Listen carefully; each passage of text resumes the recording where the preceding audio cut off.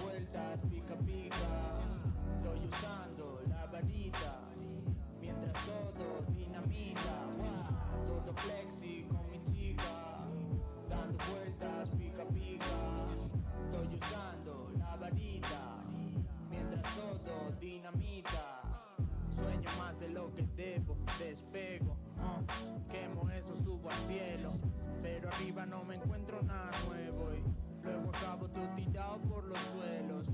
Quería subir para no bajar, con cara de póker grabando el track, soltarme unas barras y poco más, sin imaginar lo que podría pasar.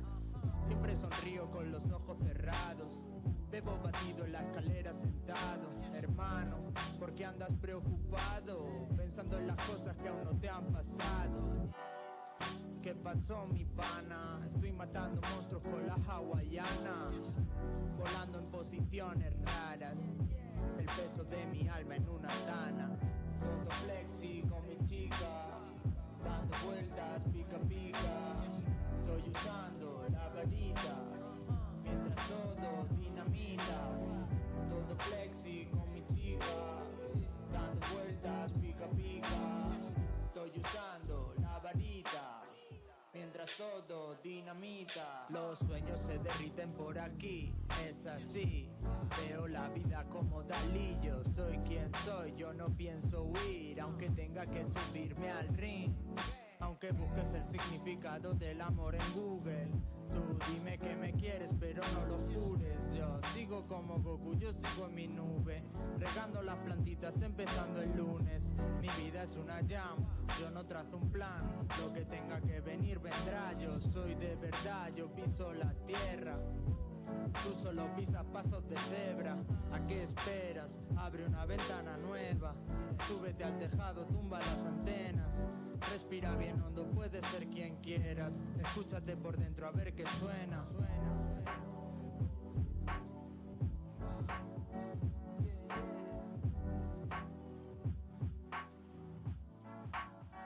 Es así. En el Honda con el Andy, o en la plaza con la Pandi.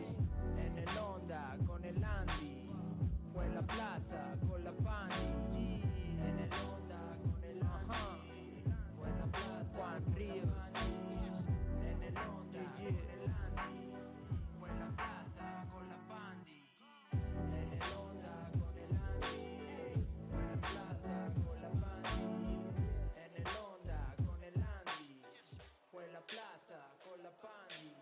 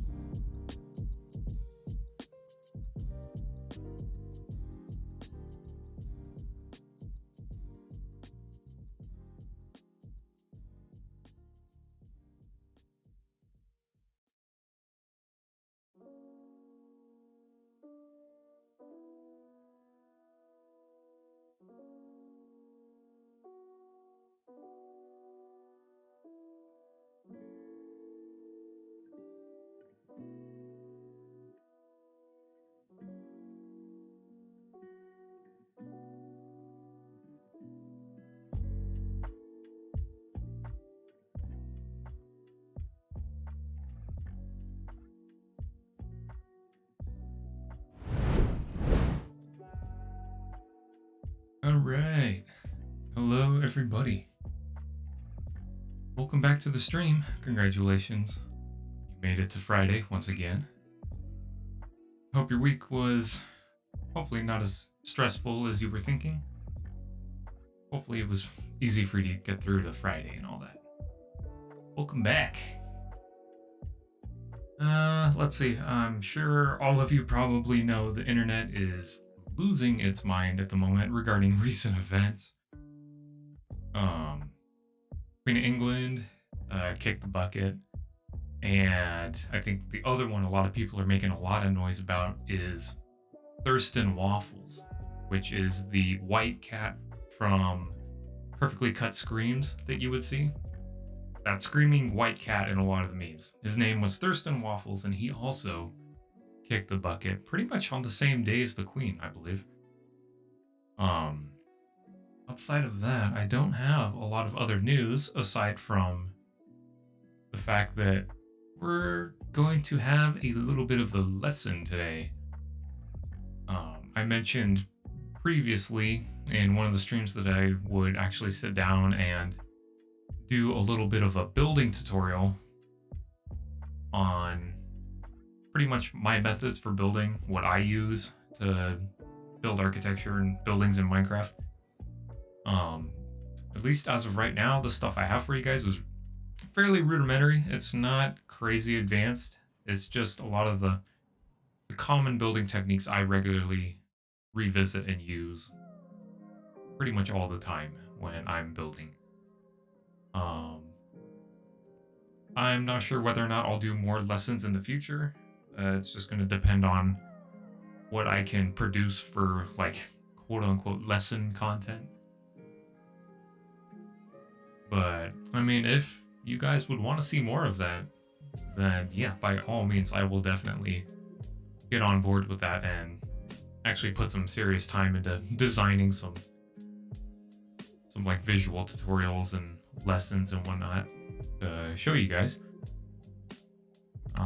Aside from that, I just nicknamed the world Building 101, and that's more or less what I'll end up using it for.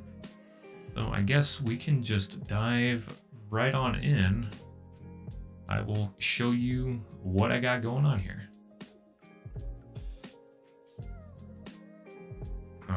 I did actually have a crash loading up Minecraft today. I don't know exactly what caused it. It was some type of mod dependency. I was able to go back in and reboot it, and it loaded up just fine the second time. But the first time was a bit of a fluke, and I'm not exactly sure what happened.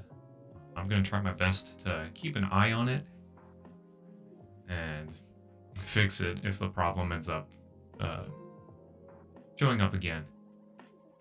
So, aside from that, we can just get right into it. This is just the little lecture space I have set up here for Building 101. I don't know if I'll end up clearing these out or if I'll just keep it and just keep expanding elsewhere in the game. But aside from that, I guess we could honestly just get started. I guess the first place I would begin would be odd and even spacing, or offset spacing, is what I refer to it as. It's when you go and build like rectangular structures or square structures, for example. Obviously its size and dimension matters in all three of the Cartesian directions. And you can either select an odd dimension, an odd numbered dimension, or you can go with an even numbered dimension. I religiously build in odd dimensions. It's always an odd number that my total build area is. So, excuse me, rude. Get out of here. Interrupting my lecture, so rude. So this little square area I have on the left is built with an odd dimension count. And the green concrete I've got set down is offset by 1 compared to the yellow dimensions, the inner dimensions. So the green would be your outer dimensions, your outer offset, the yellow would be your inner offset, and the red is the center of the square or the rectangle. So in the case of odd evened structures, you are always going to have one middle block. So this one, for example, is 11 by 11 with the fence block that I used. And you can pattern really easily also in odd even numbers. If you go the odd numbered method, you could go in 3s, 5s, 7s, and so on and so forth.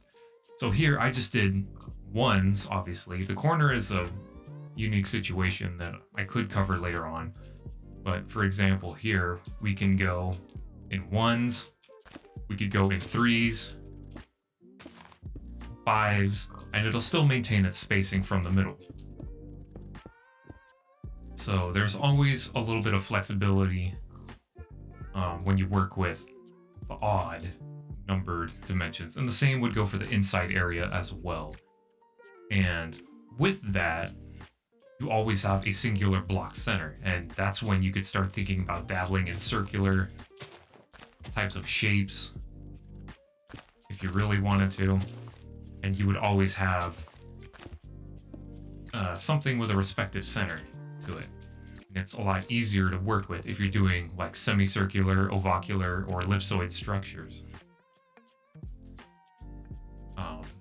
Same thing applies in the vertical dimension as well. You could space in odd even numbers. The same thing for the outside, but you have to account for the floor, which is a unique situation that I won't be covering too explicitly, at least in this little lesson. Hello, Cat. Welcome in. Thank you for being first. Welcome to Building 101. And thank you for hit pats. I'm doing a little tutorial on how I build. Like I was saying, the dimensions apply vertically as well. Head pats from Taro. Got you. Thank you, Taro. But with situations like the floor and the ceilings, you have to account for that in the total dimension area. So if you were going for something that was 7 tall, your interior area would be 5 blocks tall because you have to subtract 2 for the floor and the ceiling dimension.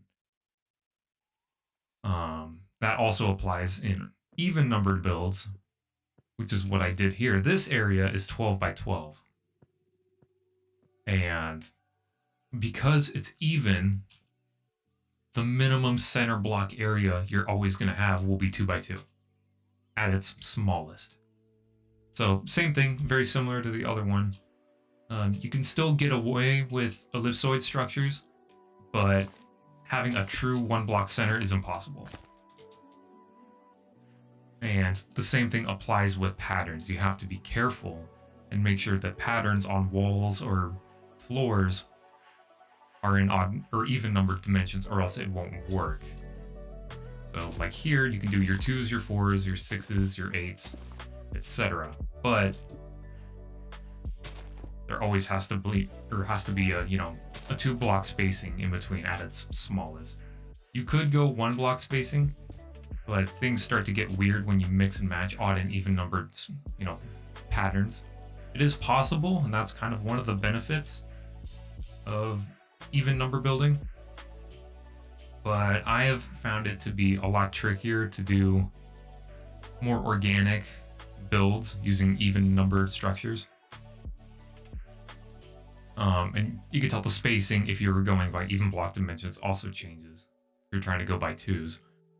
So with all of that in mind, back here, for example, I did a quick rough perimeter of what I would do for like just a small stone brick structure. At least with something like this, you would always have unified walls and corners. And it's just easier to find center. You can easily track it down just by getting an even number of blocks on both sides, offset from the center block. You gonna fight me? Do it. I'm made of metal. You're a fucking robot.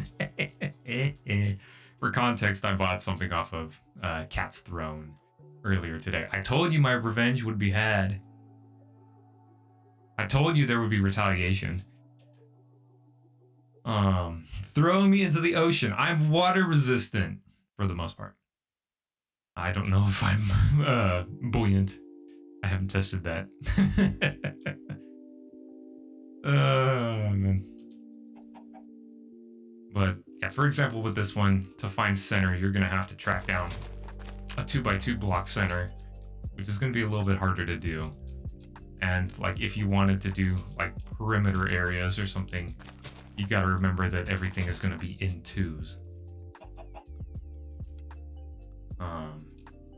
Feed you to a goat.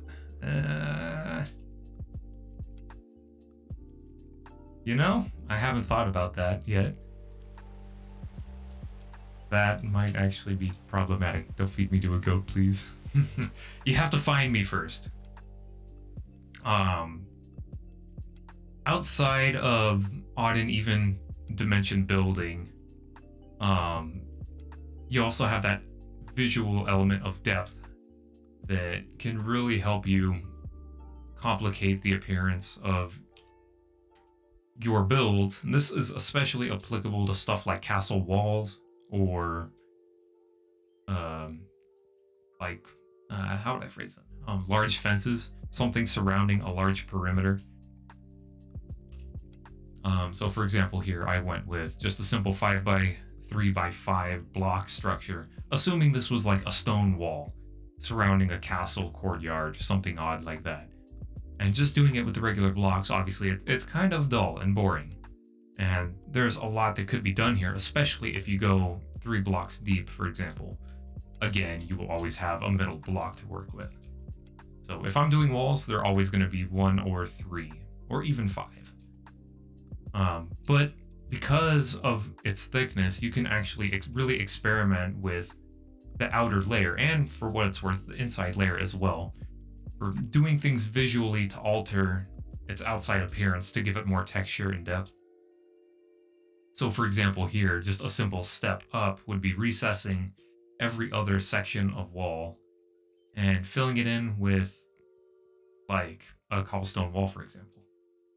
And on the edges, you could just use stairs to give it kind of a fillet or a chamfer on the edges to soften it up if you wanted to. Alternatively, you could go the other way around and change the concavity and bring it around the other way. I don't remember concave versus convex.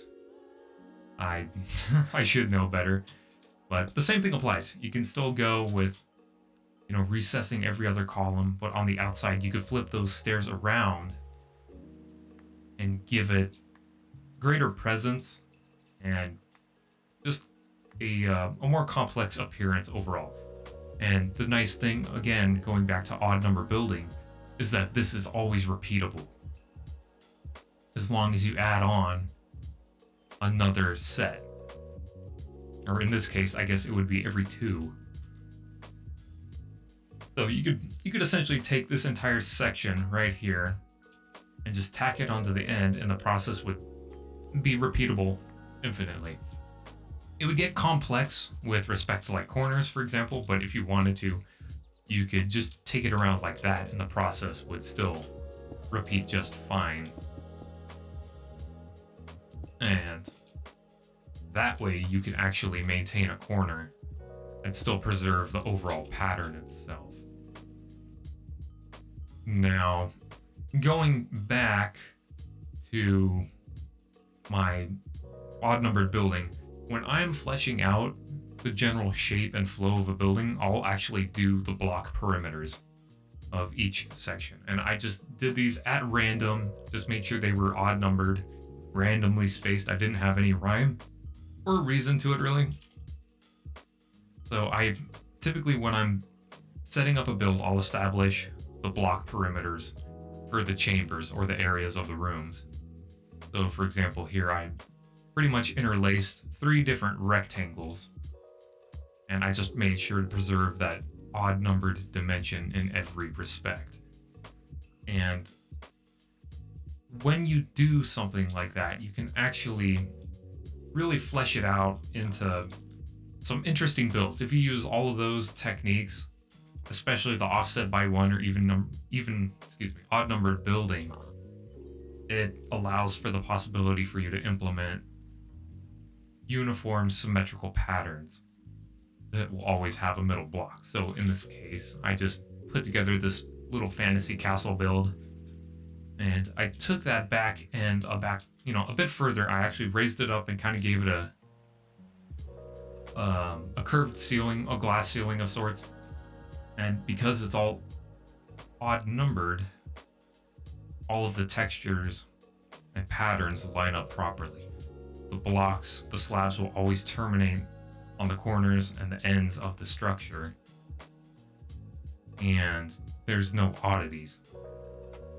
All of the walls can maintain that glass pattern. Obviously, you can vary it in whatever way you see fit, but you can mesh together these respective cubes, or I guess rectangular prisms. You can mesh them in almost any combination and still get something that'll cohesively work together well. And I just threw extra lighting in here. I didn't do anything for crazy interior design. I just threw some lanterns in here. Just threw like a andesite, I think is how you pronounce that. Andesite floor in here. And it's nothing crazy, but there's a lot of potential to working with those techniques. Now, again, like I mentioned, you have to pay attention to your floor and your ceiling dimension, because here we're actually 6 tall, because I didn't account for the floor. So this is a case where I didn't get my dimensions right, and you can see that the pattern actually doesn't correctly work in the vertical, respect. So here, for example, I could kind of even it back out, but it's the only one here where you're using something 2 blocks tall. And it becomes a problem because then the outside pattern is no longer unified across the entire exterior, in that there's a block buffer at the top and the bottom of the wall.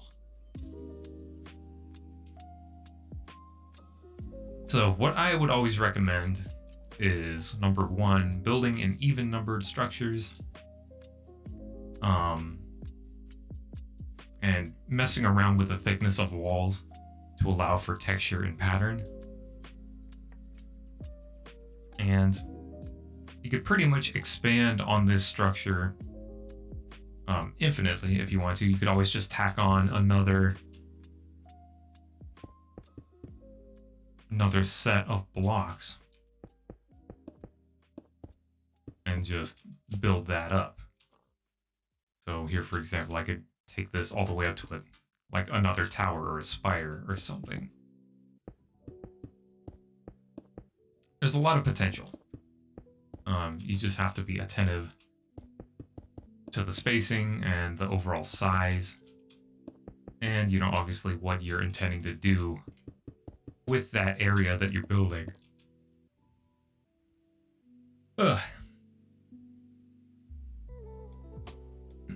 Lots of talking.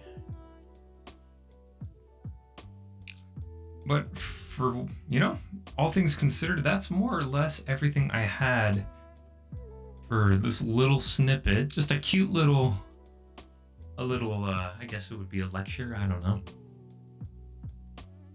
A little lesson on roughly what I do when I build structures. If it's helpful, by all means, let me know. If you want to see something more pertaining to this stuff, like organics or not architecture, but landscaping and terraforming, integrating color into your builds, functionality, we could definitely explore those different topics as well. Of course, it's going to take time for me to get all this stuff in a visual medium where you guys can actually look at it instead of just getting a word of ear, auditory. But I would love to do it. I've been playing Minecraft for a long time now. I'd like to think I know what I'm doing. Of course, you know, you take all of this stuff with a grain of salt because that's just what I use. There are other techniques out there that may work better. And I think the one thing I would say is keep an open mind. These are just the techniques I use.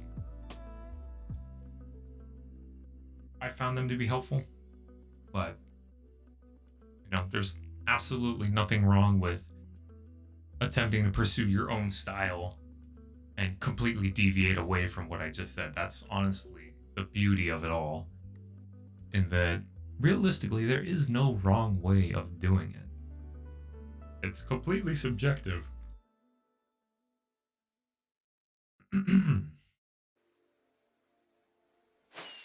But with all of that out of the way, we're going to get back to survival. And just continue on. We were working Wednesday on getting the bow ready for smelting. I believe, if I get my notes, we were going with a steel and cobalt longbow. And we were looking at the modifiers.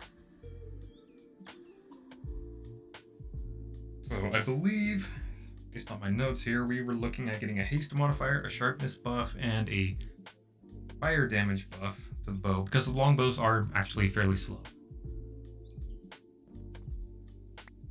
Let's see here. 3. Better yet, was the plate gonna be steel? Hang on.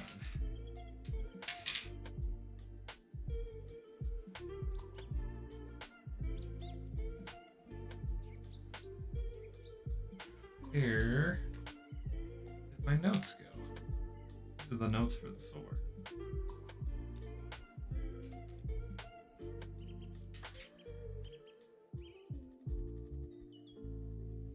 Well, I could have sworn I wrote that down in here.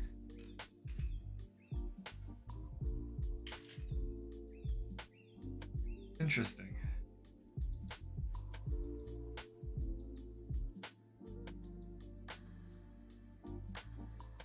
Where did I put that? That's kind of funny. I've done it on another page.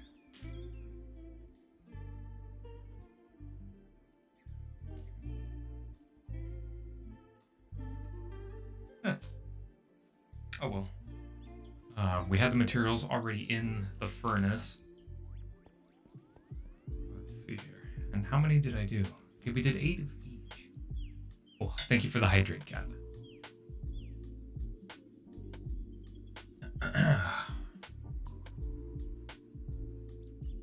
Alright. I'm pretty sure, and I'll double check. We were looking at the bowstring, number 1. But we were also checking all of the modifiers for these materials. Man, I wish I knew where I put those notes. I was using those. Me a little upsetty. Oh well, I know we were using the steel for the arms. And the cobalt, I believe, we were using for the plate because of its durability and its lightweight modifier. We'll go ahead and just cast the bow arms now. Worst comes to worst, I don't use some of these parts, I just recycle them. I can melt them back down in the forge easy enough. And we don't have to worry about it. Okay, that's the other arm. We're going to get the plate cast.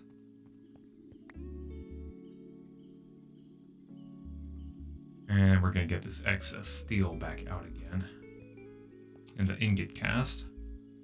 It's going to take the plate a fat minute to cure. But aside from the bow, we are going to have to craft some arrows, which we can look at here in a minute. I don't recall if it'll accept the regular arrows. We might be able to get away with using them. Let's see. There's that. We are still missing the bowstring. We're going to get to that here in a second. We're going to go ahead and throw these in here now. We'll just leave them there. But we have to review the bowstring material. Part of me wanted to go with the solarium simply because, yes, we're going to get a huge debuff on durability, but we're going to get more modifiers. And that could be huge for speed, looting, damage buffs, fire damage, that whole sort of thing.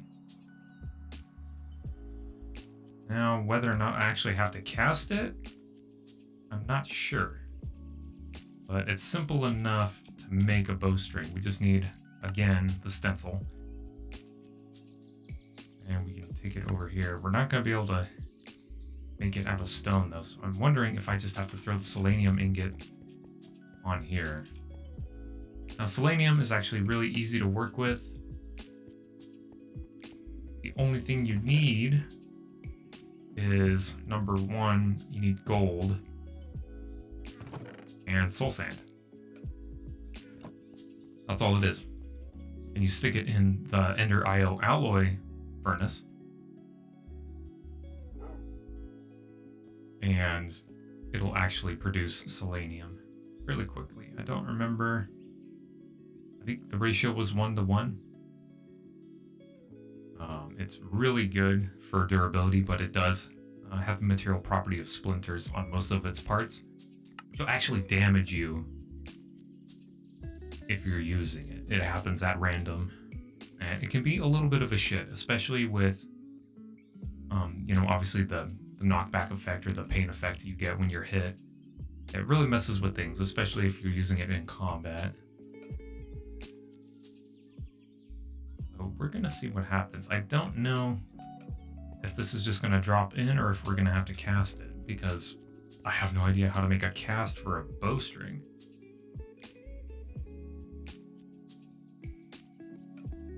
Should just go, but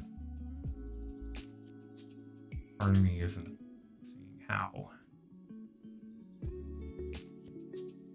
Let me see if there's actually a cast for it. I'll be damned. There actually is. Yeah, we have to cast it. Fascinating. Okay. Alright, we'll get some brass cooked up for a cast. Put that away. And I'm gonna go grab some string. Can actually use regular bow, or just spider string. But we're actually gonna take it a step further. Do this instead.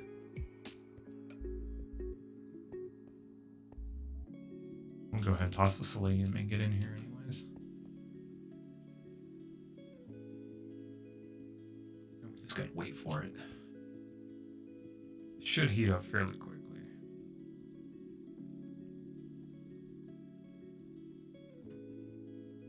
Oh man.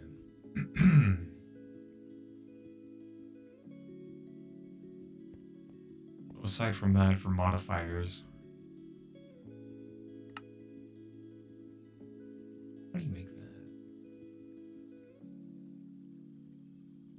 Flame string.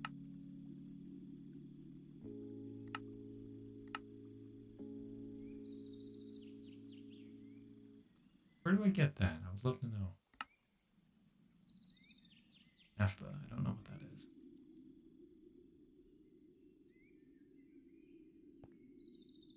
Oh.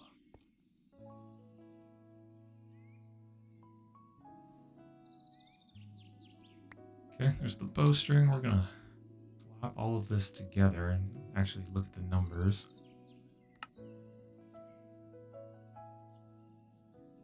Durability is actually kind of shite. 882. Takes 3.5 seconds to draw. It's got a multiplier of 2 for range damage. Bonus damage of 9. We're at 14.2 and we have 4 modifiers to work with. Instead of 3. Also have a 10% speed buff.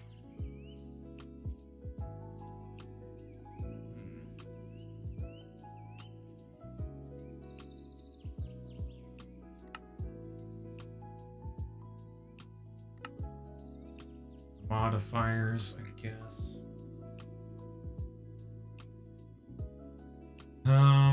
We could try haste.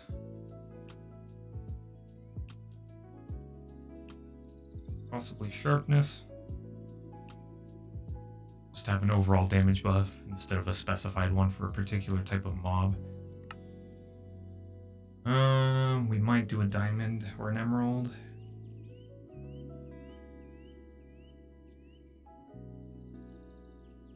Just because of that durability. We're not going to bother with fortifying it. That's not applicable here.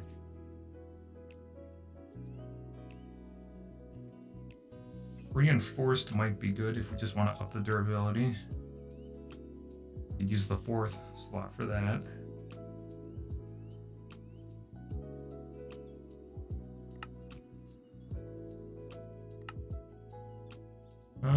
Let's see. Not gonna bother with beheading, smite. Enemies from on high, message damage to undead. Well, that one is actually fairly useful. But we can also apply that to the arrow. If we were gonna go that route. I'm gonna skip it for now. Same thing, Bane of Arthropods. Fiery might be applicable. Does have multiple levels.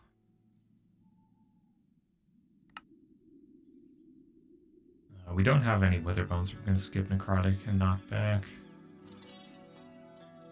I'd like to have Soulbound, but it's not a strong need. Mending Moss would be nice, but I think its repair material is the repair material is either going to be Cobalt or Steel, which isn't hard to get. Blasting,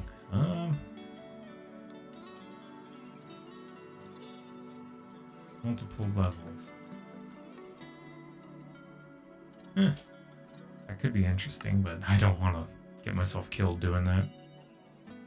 Not gonna bother with glowing or shulking.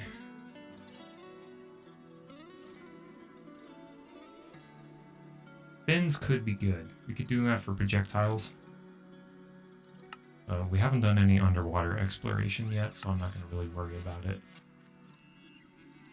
And we don't need to emboss it yet, or do anything with direct.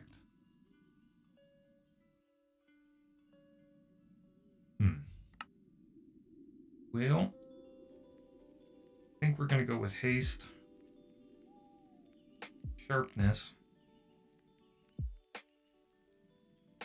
Reinforced will give a better overall yield than diamond or emerald, and we'll go with fiery as well. Hello, Pixel. Welcome in. So, of course, we're going to need all the other materials for that.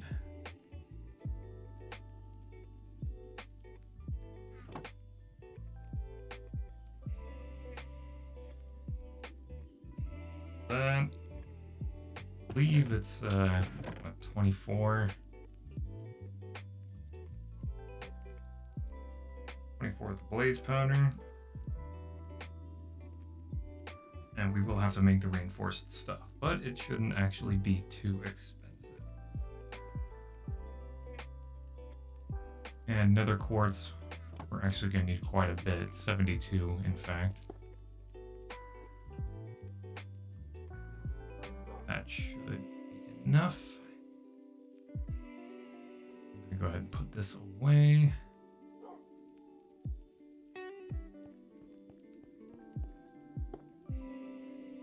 We'll go ahead and make it.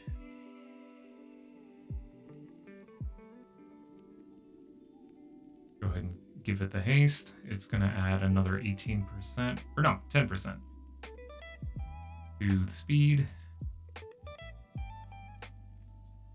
takes half a second off the draw, which is damn good for a longbow.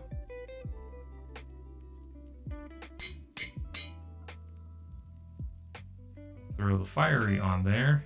Actually changes the appearance quite a bit.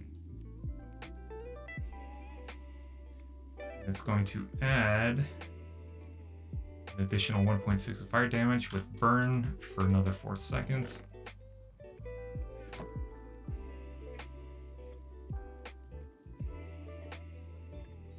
Might actually save that for the end to preserve the appearance.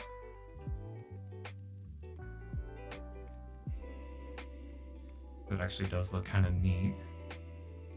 Go ahead and do the sharpness.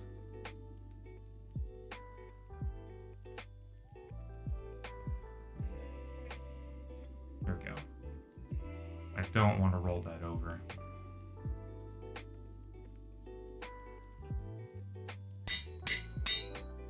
Okay, we're now at... Yeah, I think we're at 16, just off the bow. Okay, so we have our haste, sharpness. Let's see, reinforced modifier is actually kind of pricey.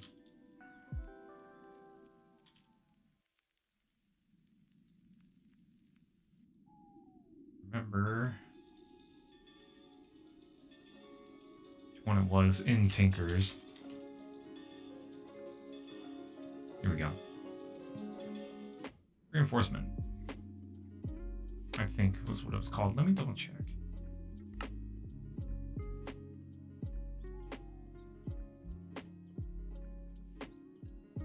Yeah, multiple levels and stacks. To make that, we actually need a shit ton of obsidian and some arbitrary casts. So I think we can go ahead and just start with 4 of them. Better yet, I'll just use our ingot casts. And I could probably make an extra one, it wouldn't hurt.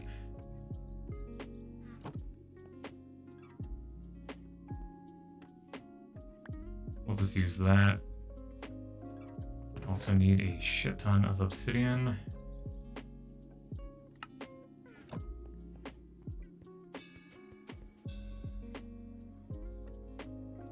We're gonna need 32 units of obsidian, which we do not have. We're about halfway there. It does take a lot of obsidian, but it is worth it in the long run. We only actually have enough for just 1 so far. So, okay, we're gonna go mine some obsidian up real quick. And gotta put this shit away first. Let's see. This can go in here. That in there. Make our dog outside. Get rid of that. I'll go ahead and throw the soul sand in miscellaneous for now. Or yeah, better yet, I'll do it in exotics.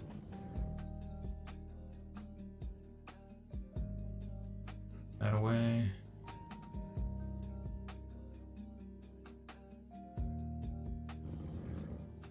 Put that there. I know it's Ender IO. Throw my tool in here for now. Throw away the tallow. I don't need that at the moment.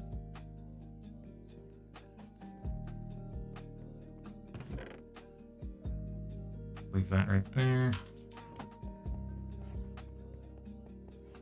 No, wait. The textures didn't load on the... What?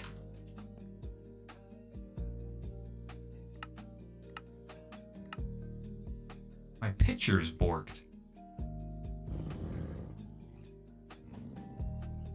Oh, maybe that's what the crash was.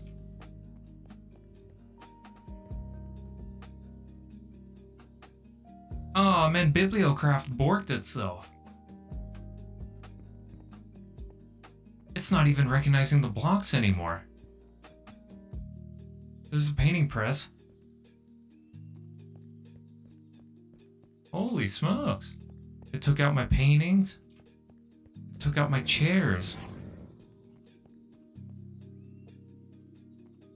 But it kept the tables.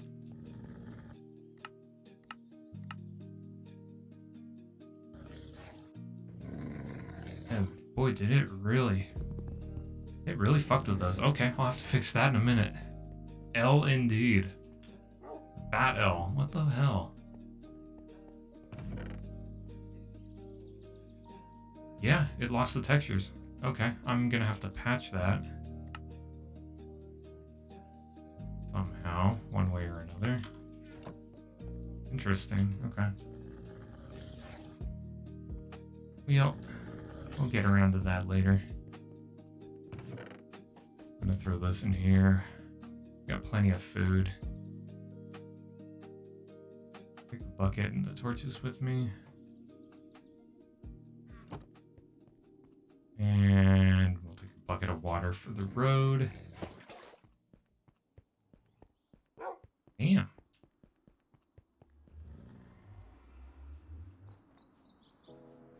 Nearest source of lava is probably over at the crater.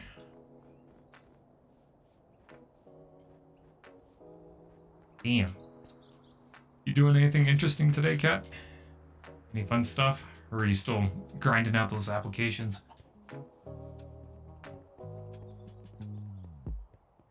Also, for those that are curious, Overrig is still taking Stream Team applications. If you were curious, you can track them down on Twitter. I don't actually have the link on me, so I can't plug it. Application pain. I mean, at least the reception was fantastic. The team is obviously going burr, doing some serious numbers. If you were able to have that many people get in on the application. Definitely seems like a good thing. Painful, but a good thing nonetheless.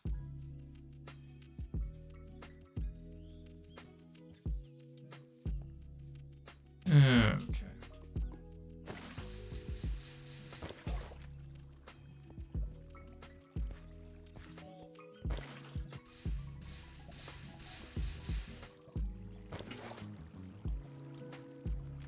Hopefully that will be enough.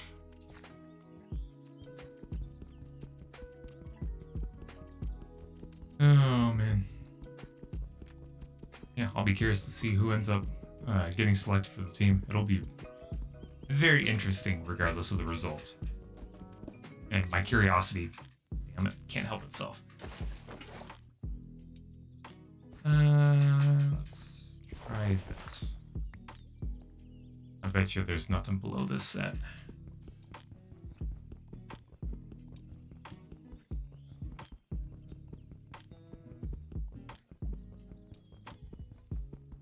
We had 15 blocks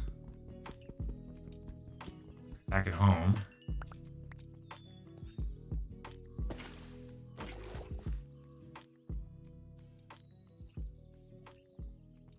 Should be able to get away with... Oh, no, we're almost there. It's the beauty of the hammer. But I do kind of want to mess around with another installation today. I might put the bees on the back burner for just a while longer. Just because I'm still sequencing. And it takes a lot of time to actually get done. And I don't want you guys standing around all day just watching me stare at the sequencer. Because that's not what you're here.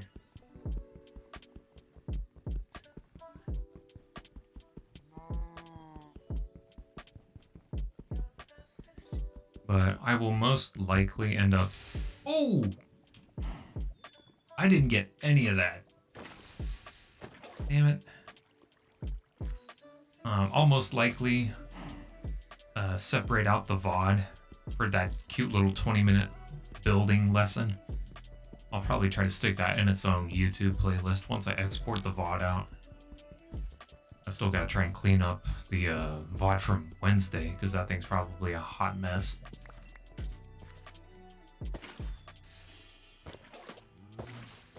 Okay, that's plenty. I really need like an obsidian generator or something.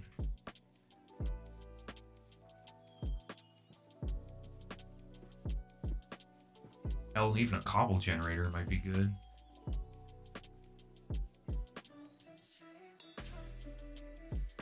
But I'm thinking with all of the netherrack we have from doing our strip mining in the hell, we can actually probably do a really bitchin' nether fortress build down at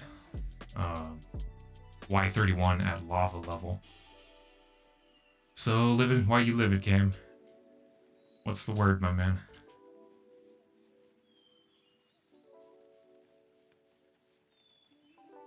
Giving the guy 2 chances, okay.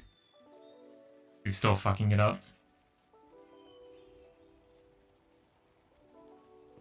Jesus. That's whack.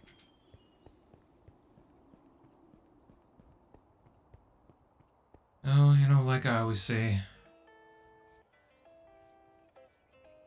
just do it your damn self. I'm not a huge person for sending out my own personal projects. I try to do it myself if I can, but that's just me. How I do my things. He doesn't send me the code as soon as he sees the messages. Commit a murder. Mother, I crave violence.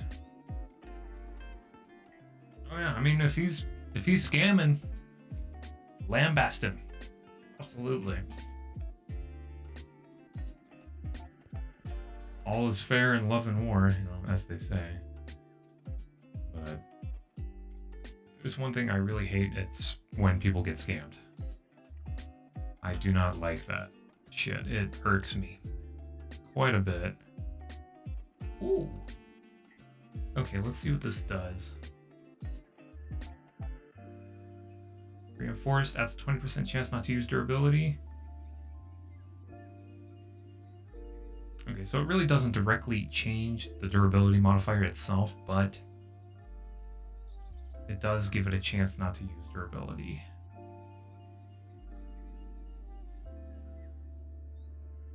And each level adds 20% chance.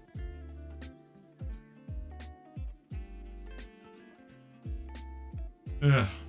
I'm sure there's somebody out there that would possibly take the code project. I think it would just be a matter of finding them. But yeah, man, I mean, I suppose the proof is in the pudding. But then again, I guess you could also falsify a portfolio if you're not careful.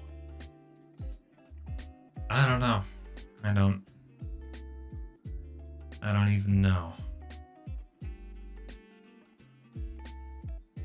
I don't even know.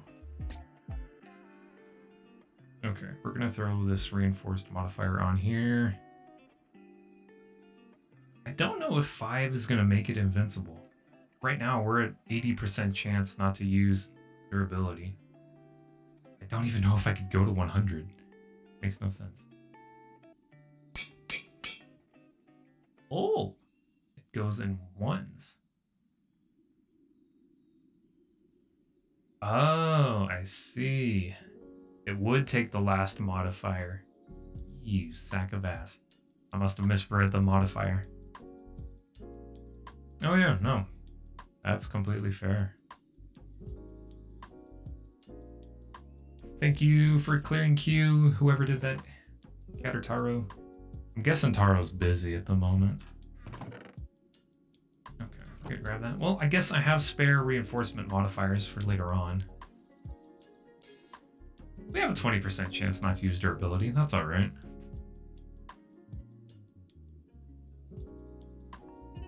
But for what it's worth, this is a pretty bitchin' bow.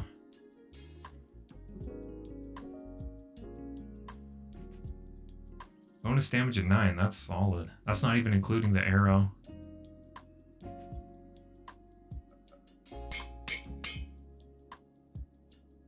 bet you, yeah, it won't let me. Damn. For some reason I thought that stacked like some of the other ones. Oh well. I'm gonna hang on to it for other tool projects. I'm sure there'll be others. That durability is a little bit lackluster, but 800 is okay. Let's see. Let me throw it right here. It does take regular arrows. Let's see, let me aim for that wall back there. But the draw time does take a hot second. But that's probably going to be the deadliest Minecraft vanilla arrow you'll ever see.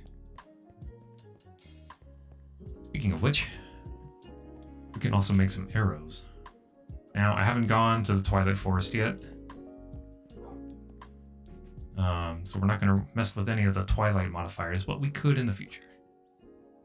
Yeah, the Bibliocraft borked. I gotta take all my fancy paintings down. I know, it's very shocking. And I wouldn't necessarily put it in the dead project file. I would just put it in the back burner set. You don't have to necessarily kill it. Just revisit it at a later time. I have tons of projects I've got on the back burner, but I necessarily haven't killed them yet. Yes, cat. What is it?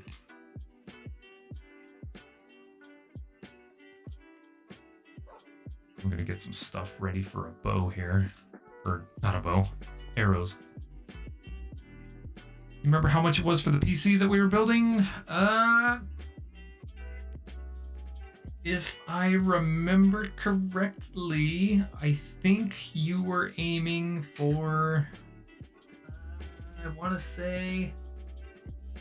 Oh gosh. 1500s to 2000, I believe. Double check with Chris. But I believe 18 was the magic number, 1800. Double check with him.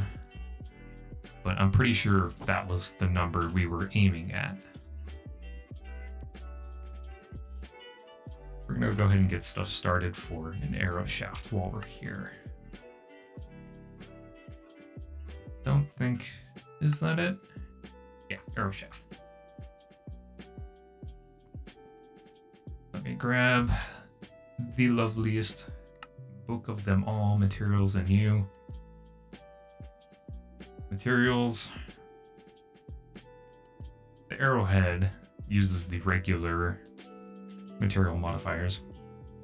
The arrow shaft can take a handful of different materials. We don't have naga scales or steel leaves. Could do blaze rod. I would have to make a compressor, but I can do that. We can also probably get ice one way or another. Don't have end rods. What about blaze rods?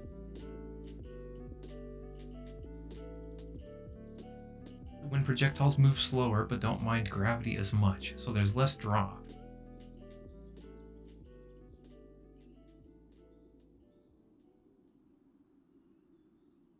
I don't know. No, reeds were also fantastic.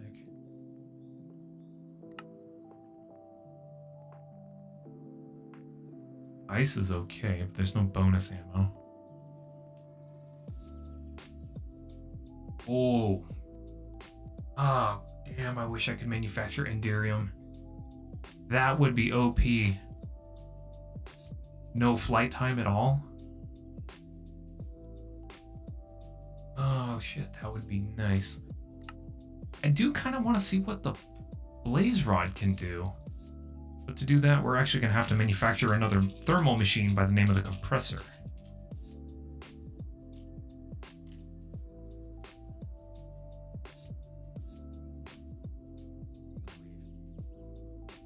Was it a compressor?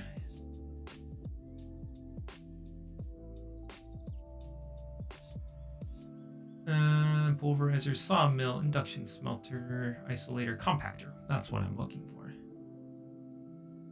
Copper, bronze, frame. Okay. We can do that fairly easily.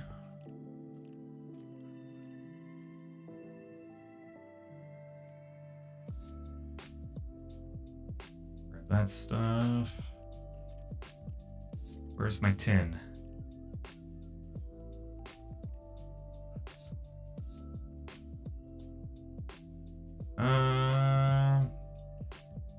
Glass. Iron. I've done this so many damn times, I actually almost have the recipe memorized.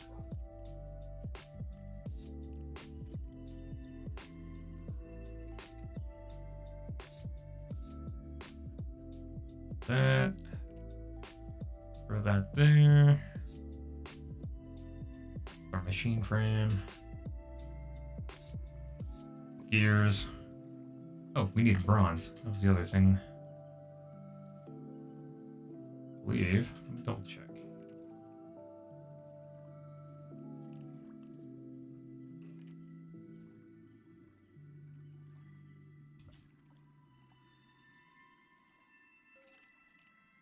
Okay, yeah, it was just the ingots.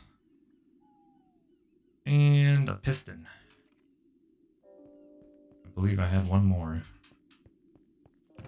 I think. Yeah, maybe not. That's okay.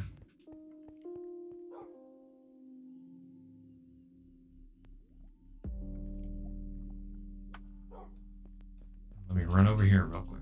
But yeah, I've got to get those. I got to take those paintings down. Those lovely paintings we made have absolutely fucked up.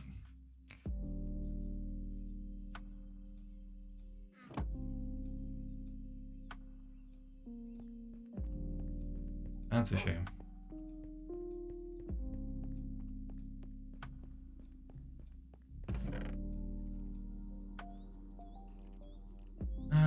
Let's see. I'm looking for stone.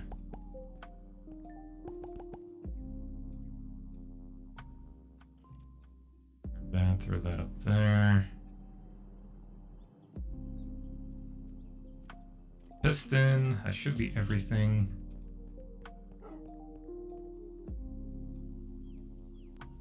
Throw the bronze down the frame.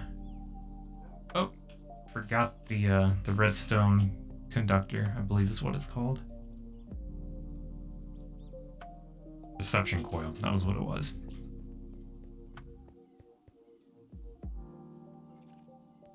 Compactor. I'm actually out of space for the compactor.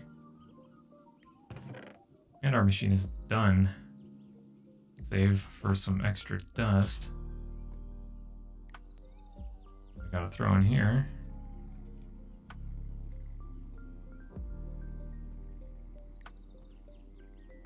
Let's see here. I could throw it here. I'm not using this charge pad yet.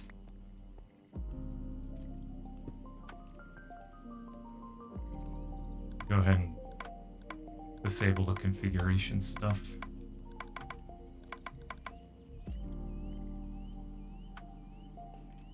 And we're gonna get some blaze rods compacted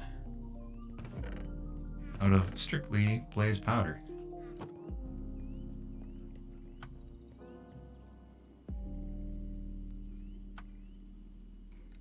I think.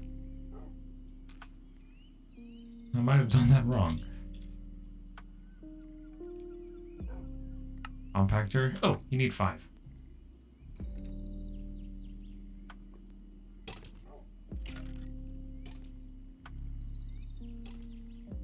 Somebody didn't pay attention to the time. But we have blaze rods. We don't have to go anywhere near an actual nether fortress. We are good.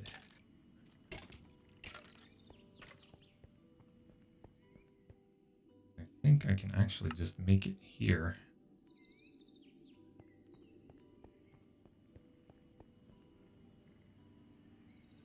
Do that. Let's see. What was I gonna put away? Charge pad. Throw that down here. I actually made that for the configurator, whatever the hell it was called. I have to cast it? No. There we go. There's the blaze rod. I believe the actual fletching. I don't have raven feathers. That's usually the go-to, but we could do Invar or regular leaves or regular feathers. Let's see, feathers 1/100.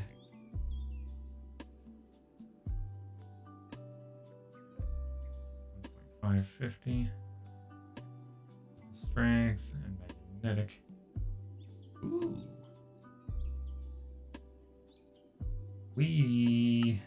You know, we do Invar fletchings. That's gonna actually be really good.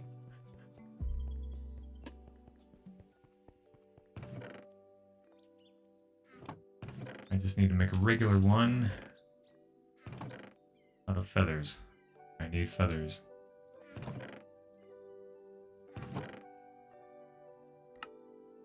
Don't have any feathers. Okay, let's go slap a chicken. Last time I checked, there was one swimming in the pond. And he's gone.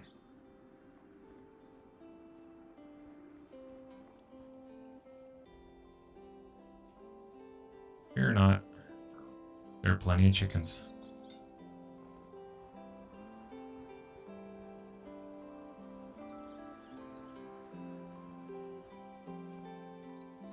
Should be a couple floating around up here, I think.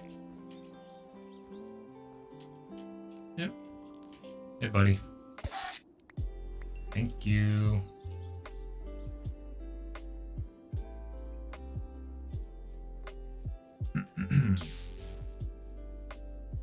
Yeah, those textures are absolutely fucked. That's a real shame. I really liked those paintings too. That's a real shame. I wonder if just getting one would reset it. Nope, it is fucked proper. Damn. Okay. Oh well. Now we're gonna go in here. Toss these bad boys in there. You get the fletching out. We're gonna need the same thing for the arrowhead.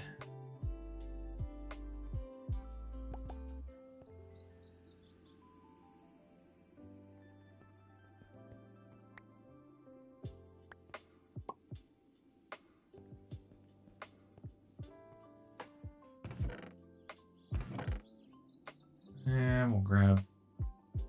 Actually, we're gonna grab 3 of those. Oh, already had one in here. Perfect, I can make another ingot cast with that. Cool, alright. I think we only need 2.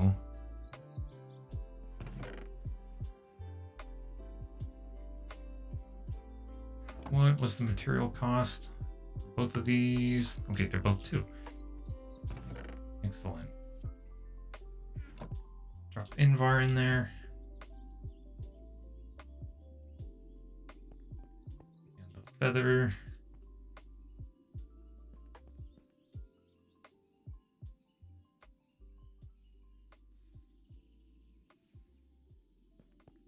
Now the arrowhead itself, we can experiment with.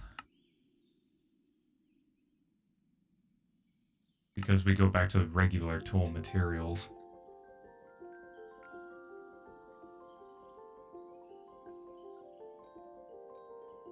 Part of me kind of wants to do the refined obsidian again, because it had a huge attack modifier. And a durability to boot.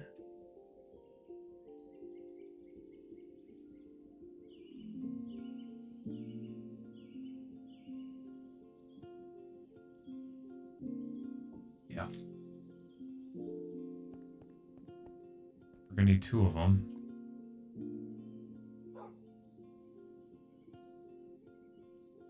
Okay, I've got spare diamond lying around.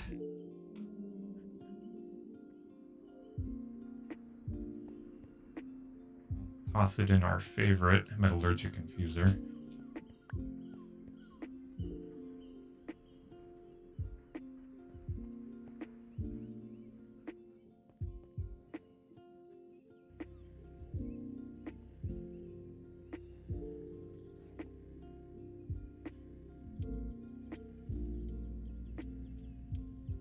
Get our lovely refined obsidian dust out of it.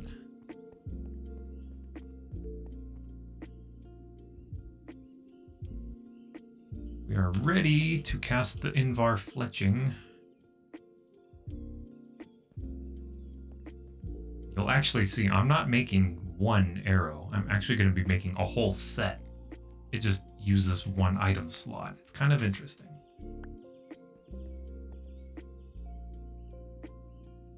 And yes, to answer your question, we can actually apply modifiers to the arrows.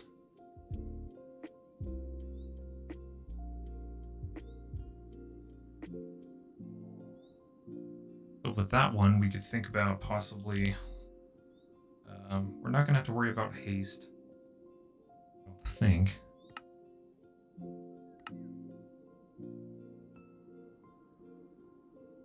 Increases its speed.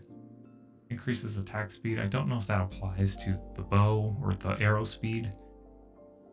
We could think about luck, possibly, for looting. Possibly sharpness. We only get 3. Diamond or emerald to buff the durability.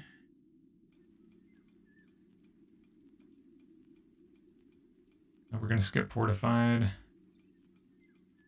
Reinforced. Silk touch. Beheading. Smite. We can do fiery again. It already does have fiery though, so we could probably skip that.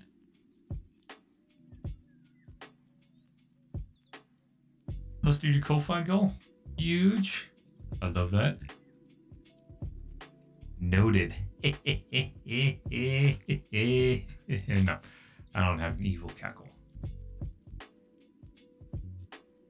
But it is noted. I guess we could do knockback, but it makes the arrows look kind of silly. Puts the fucking piston on the end of the arrows. Power napping before D&D though. So if you need me, yell. Don't you dare. Got it. Thank you, cat. We're not going to do Soulbound because I do not have another star. Please don't step on me. Oh, man. It's literally the Skeletor meme. Joke's on you, I'm into that shit. Kidding. Not into that. Honestly, the blasting would be a good one for this.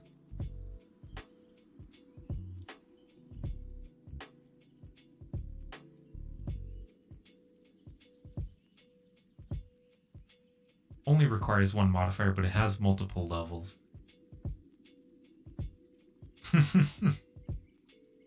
Thank you for your alert, cat.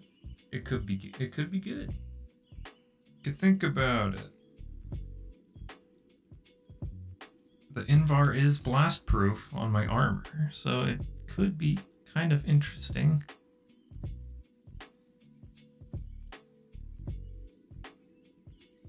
But I'm gonna have to make a shit ton of TNT, which would be kind of tricky.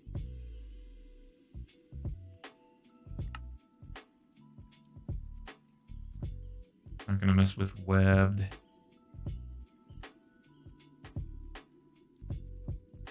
Projectiles ignore water would be interesting, but again, I'm not doing a lot underwater at the moment.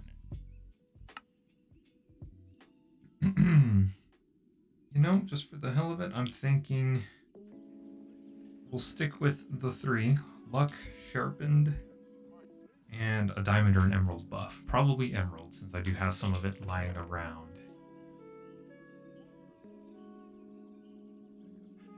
So with that, I don't know how many stacks I'm going to need for luck. I'm just going to grab 6 blocks. 7, actually. Just to be safe. Might actually take 72. Sharpness, that's going to take more of the fused, not the fused quartz, but the regular nether quartz. Go back for more already, actually. Unless we can get 72 out of these 7 blocks. I highly doubt it.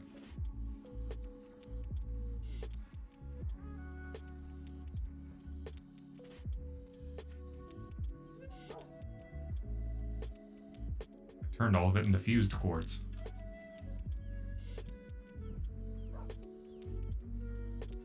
I need 72 to get it completely loaded up. We're only going to get 62 out of this at most. It's close. Very close. I would kill to have the necrotic effect and get the lifesteal benefits, but I have no means of manufacturing wither bones. Oh, right, we have to smelt the arrowhead.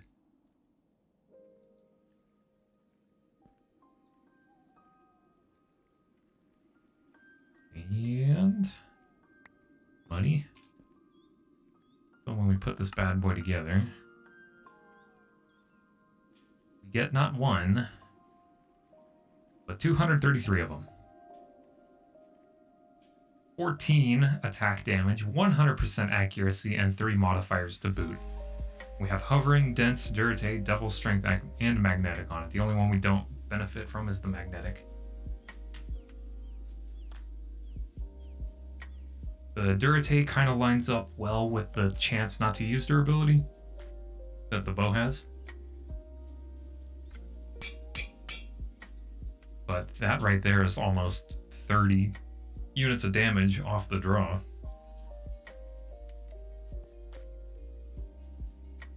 And let's see here. Ah, I needed 60. Perfect. That throws a little bit of that on there.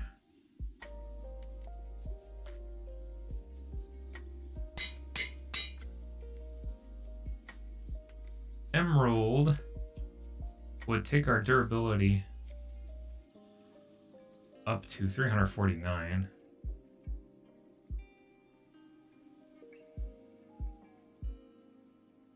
Don't think the diamond would give us much benefit to attack. It's kind of like diminishing returns once we get up this high.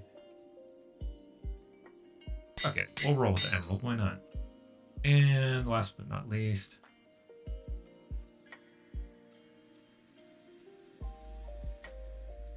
well, actually it's only giving it an extra +1 to damage. Let's think about the other ones. We got luckness. Luckness. We have luck. And the emerald. Let me look at these ones more. We could look at haste. I want to see what that actually does. Give me that.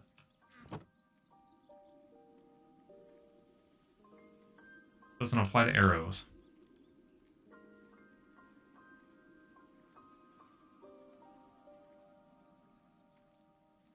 Could slap a diamond on it as well. Just for shits and giggles and shits.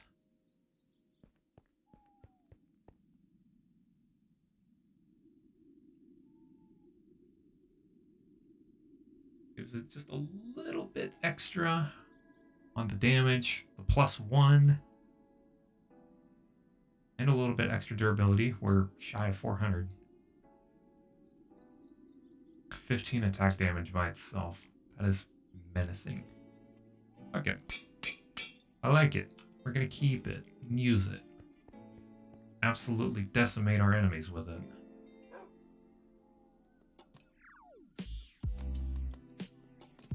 I'm gonna put this stuff away. I'm gonna go clear out those paintings real quick. And then we're gonna start thinking about another installation. And with that, I'm gonna actually get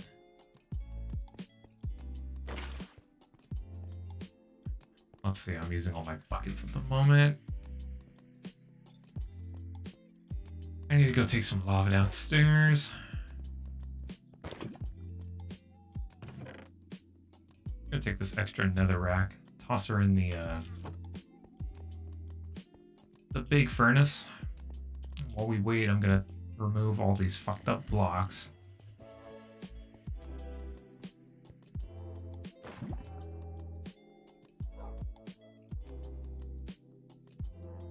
We could go strip mining in the nether too. We could easily get a shit ton of resources. Whoa! Is it the frame asset that's borked?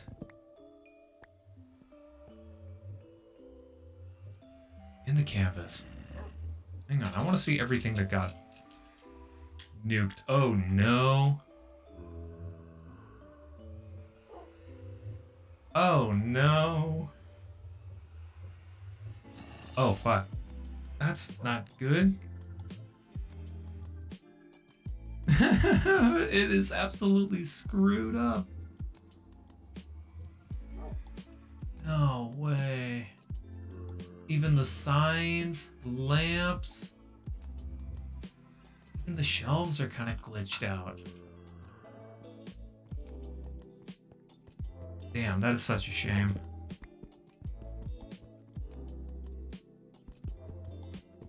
So weird. Yeah, it threw an error when I was loading it up earlier today.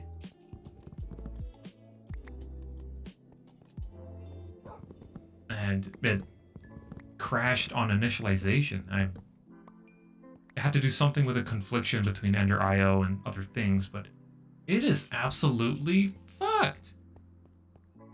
Man. The texture, the model, the item ID, it's all worked. Or for some reason the tables are still here. Yeah, offset by 1? Holy smokes. Okay, that's fatal.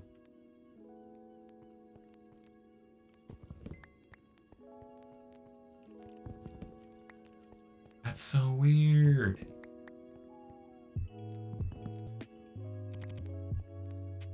At least the tables still work. Don't know why the rest of it messed up. What's weird is that... No! Now my armor stands too! And the shelves? Ugh! I hate it here.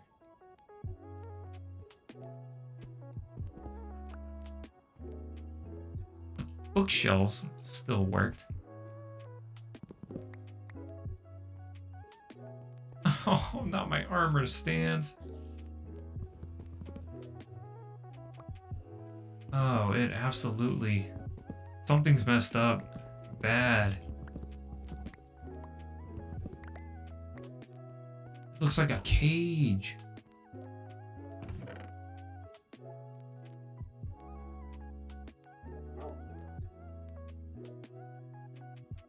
They are totally bugged out.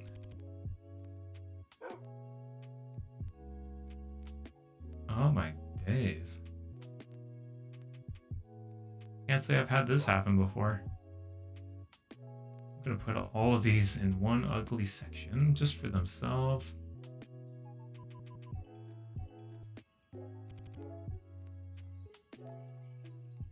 It is screwed up. I've never seen that before. These are messing up too?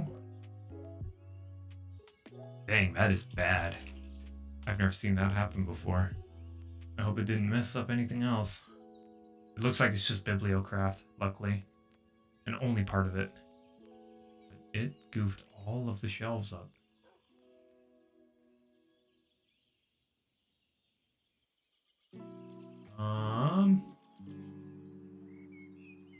Everything else still appears to be intact.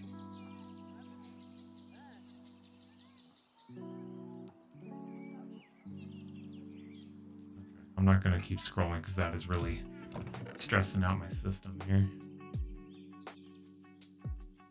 Yeah. Eesh. That's a shame. Okay, we'll have to get a little bit more creative with how we decorate things, and it's probably going to have to go through Mr. Crayfish's furniture mod. We did briefly look at that for a time. Can also transfer this DNA over real quick, like do that so we can continue sequencing.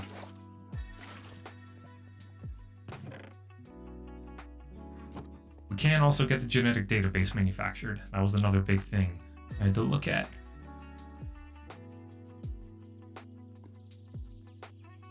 So we're still sequencing this DNA sequence. I have to figure out what things I can trade with the apiarist to get the modest bee.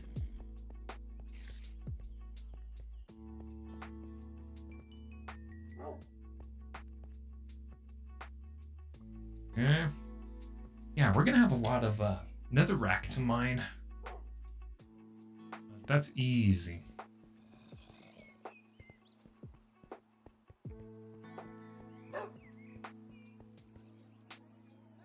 So I'm gonna go ahead and just toss this stuff in here real quick, and we're gonna head on down to hell. And we're gonna go get some quarry stuff done. We might be able to get away with mining out an area for another station. Originally, I wanted to do just a pump station, but I think a whole extra installation down there would be kind of interesting to do. I am going to go ahead and just repair my pick while I'm up here. Just to be safe. Never hurts.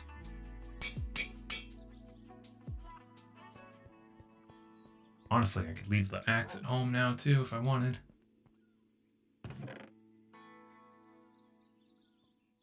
I'll put it in the tool chest.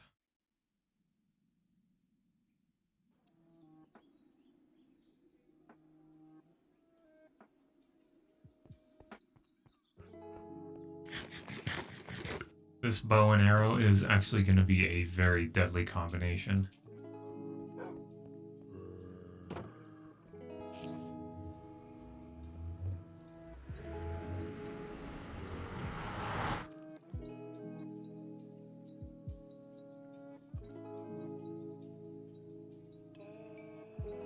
Yep.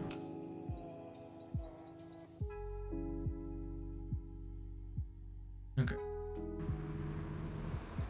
Now, I did figure out it's fairly easy for me to jump between Chocopic and Sunflare. So, while we're actually in the Nether,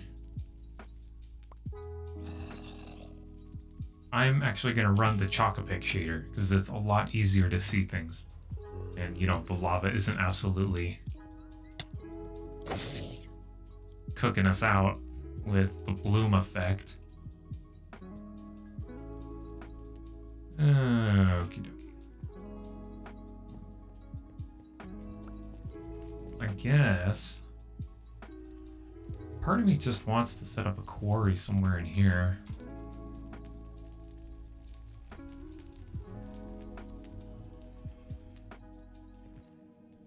Somewhere close to the portal. But we have to go all the way down to the pump station.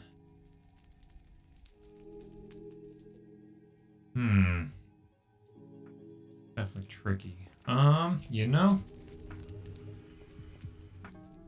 we might do another station up here, and the actual pump module will have to be separate, but down at Y31. That wouldn't be too egregious.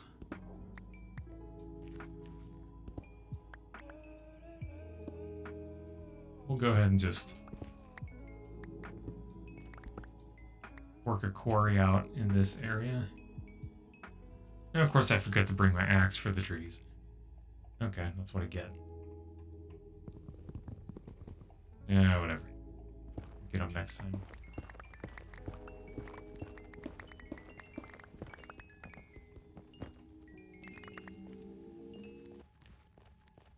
And we'll just...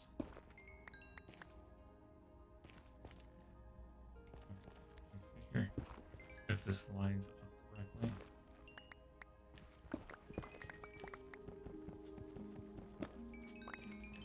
Let's see, that was 4, 5, 6.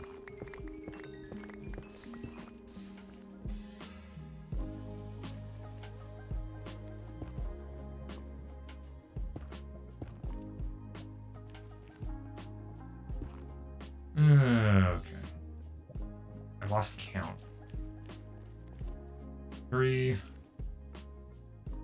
4, 5, 6, 7, 8, 9, 10, 11, 12. Okay, perfect.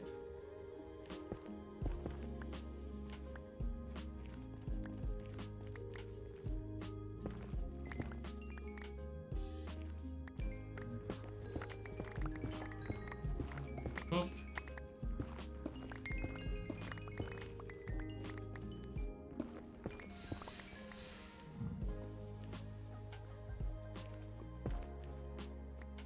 All we're here for is the nether rack. We just gotta be stupid careful around the lava. There's gonna be a lot of it. Jesus! I wasn't ready. Scared the shit out of myself. Oh. Okay. Ow. You little shit. That hurt. I was expecting a big one to come down here and I wanted to shoot him.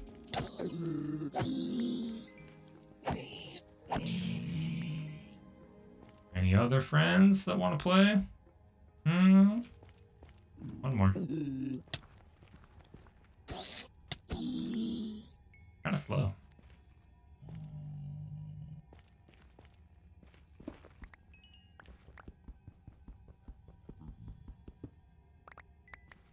Oh. Quite a good amount of Ardite here. Interesting. I guess I could just go and do just a flat area.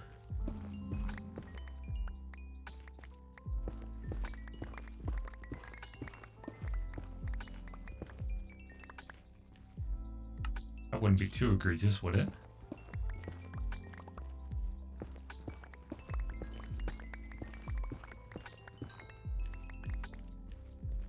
Be able to get a good amount of stuff out of here. Ore and netherrack.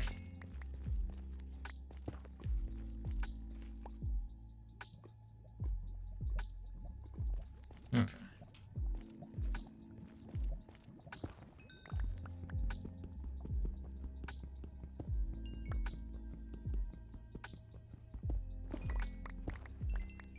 Hope everybody's Friday has been somewhat pleasant. For those of you that have to work this weekend, I am sorry. I hope whatever weekend you had was at least somewhat pleasant. Even if it was on just the regular, business week, Monday through Friday.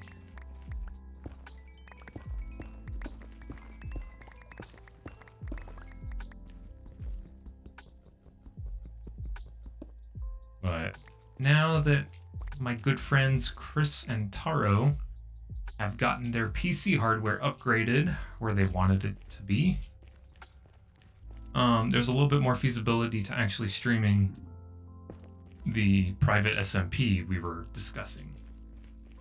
We're still working out the details.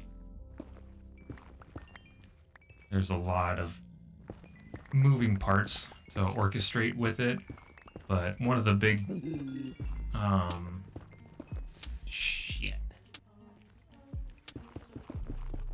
one of the big things that was holding back progression on getting that stuff done was the fact that Chris and Taro needed to get some hardware upgrades done before their PCs could successfully run the mod pack. Hello. But both of them have acquired some upgrades to get them running nice and smooth. So we should be able to get that stuff online here relatively quickly.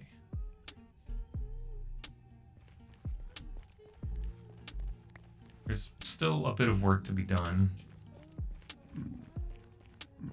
Hello.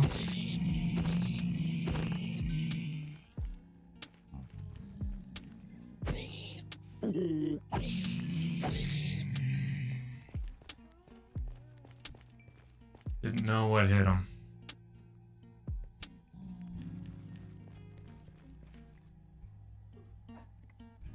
Let's see here. I'm actually gonna throw that out. I actually need to turn this into a crafting table.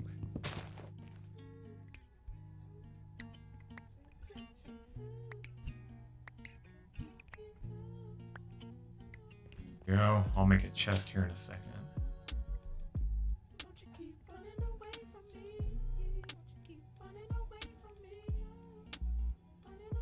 I see you back there. Fucking around. Just hang on a second. Oh, what is that? Am I just recognizing a pattern I've never seen before?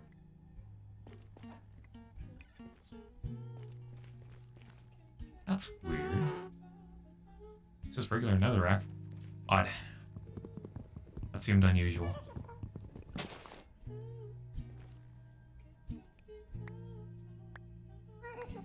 I will go and get a chest.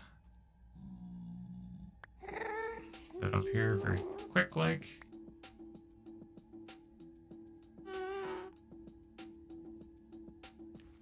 We'll throw this excess loot in there.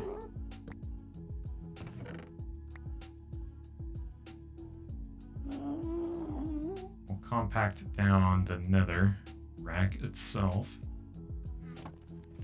Grab this shit. And we'll toss it in here.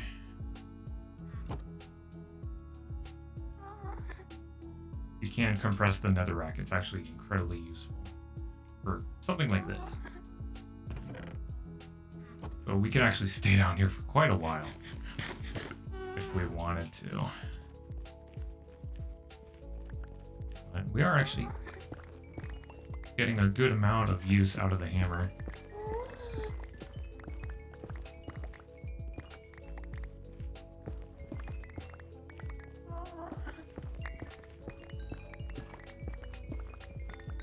Part of me wonders if I can actually get this converted over into like a mob spawner area. There could be some relevancy there.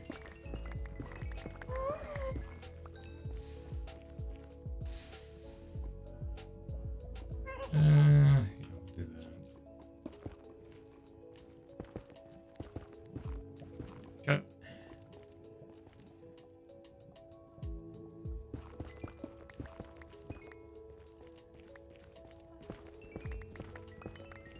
Do have to be careful with all that extra lava.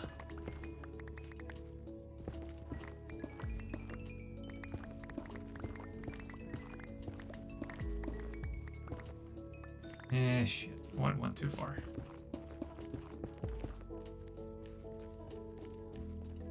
Nope, actually, no. Yeah, I might have enough room over there. Hang on. We are at... Let's see.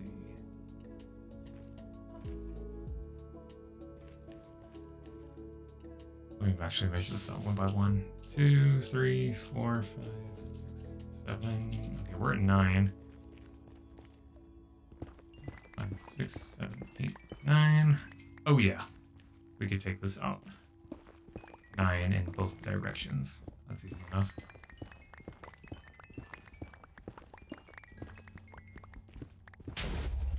Ouch. Oh, that was close. I'm playing with fire here. Kind of like that. Ew. Flame resistance, help me. It's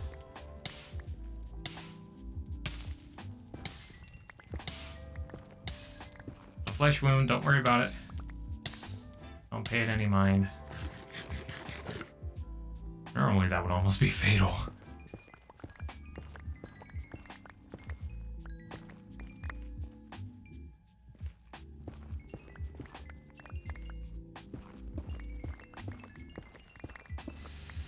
Damn it, I did it again.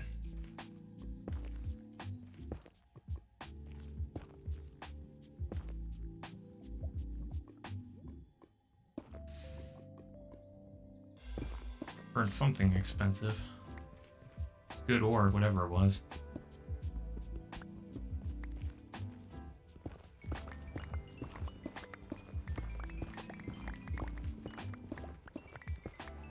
Let's see how much this hammer has left by the end of the row.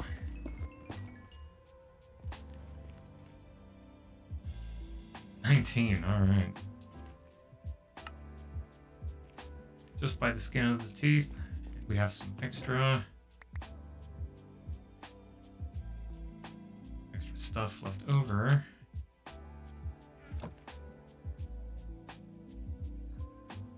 That in there.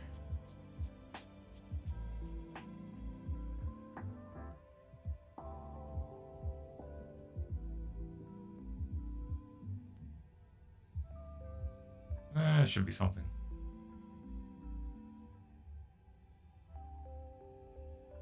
Did I forget my shield? Oh, no, I kept it. Good.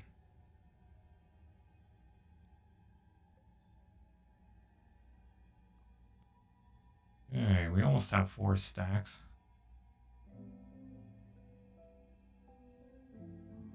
Not terrible. Not terrible.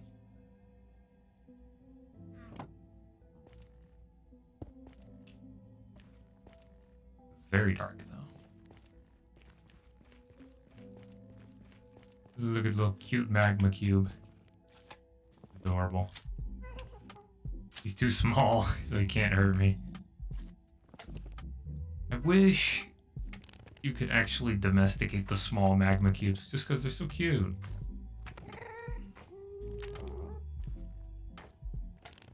Trying so hard. Sorry. Better luck next time. These little shits, though, can go kick rocks. I hate those. Alright, let's see what this gets us. How goes the bees? We're close. I'm kind of at a bit of an impasse at the moment because I'm not sure how exactly to integrate the advanced genetics blocks in with the regular bee stuffs. We have plenty of cultivated to work with at the moment. How did that get spat out?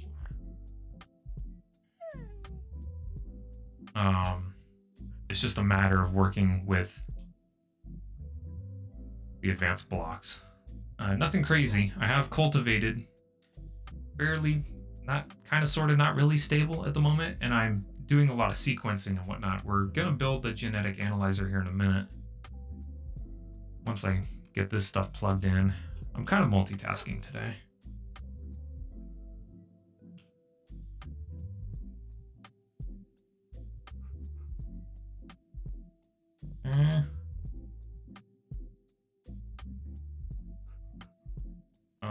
I think we have to, well, obviously we have cultivated. We could continue mutating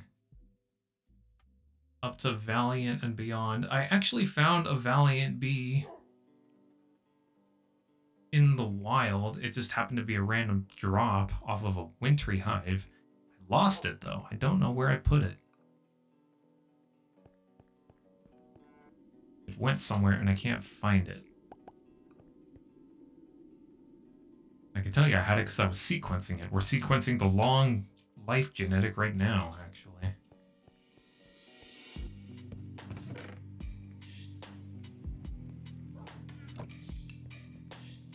But I also have to figure out what exactly I need to trade with the apiarist to get that modest bee. But we're going to look at it more today. Now that the mass manufacturing system is done and we've actually really solidified our energy problem, we can actually really dive deep into the bees now.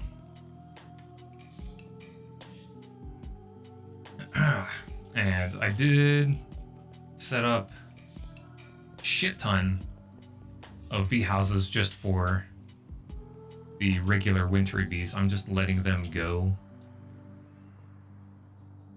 so we can farm the drones for DNA. That's the main things we've been doing at the moment. Was hoping the drones would give me a little bit more DNA than 10 mil buckets a piece, but I will take what I can get. And once we have enough cultivated lying around, I'll swap those out into these bee houses, but they have to be cold tolerant first.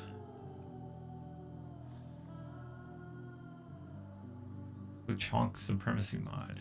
Alright. Right on.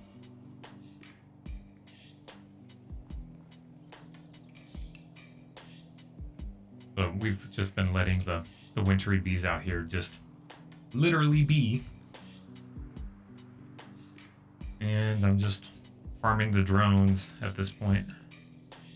I still gotta fill the rest of these. I gotta go get more princesses. But when they're going, they sure are busy. They are everywhere out here.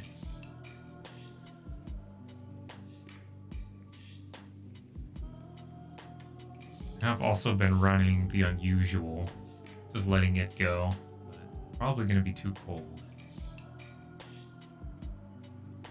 Oh? Maybe not. Where's our temperature at right now? Can you tolerate cold? Hang on, now I need to know. I don't have anything in my generators at the moment. It's cold. And there wasn't anything out here in these. Ooh, I do have to actually analyze these as well. We brought levity to each other's lives, but there's a lot more to life than that, and I realized that in these last few years. And we just became. I could throw these princesses out Overnight. It's very strange. in the lot with the rest of them. But yeah, I've been blending up the wintry drones for DNA. And we've actually been using up quite a bit of enzyme doing it, actually. Oh, good. Okay, so we have a very strong essence of the long lifespan genetic. We can sequence that now. Let that go. Let's go ahead and make the gene database.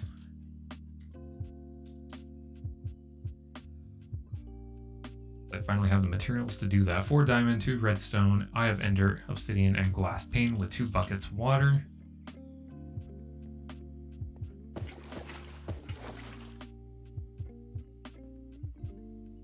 A lot of freaking diamond though, that's for damn sure. Ugh. Obsidian, the glass pane. What else? That eye of ender. I had it over here.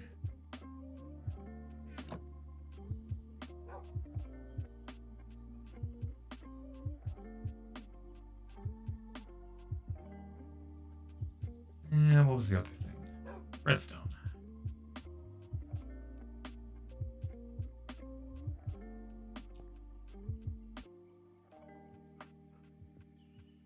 Because we're actually pretty damn close to just going whole hog into the advanced genetics side, but we're just a little early on the progression on the B side, actually.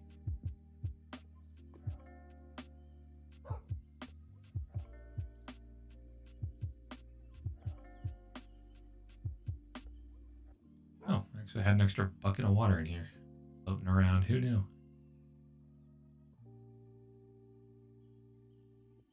All right, let's take a look at this bad boy. Oh.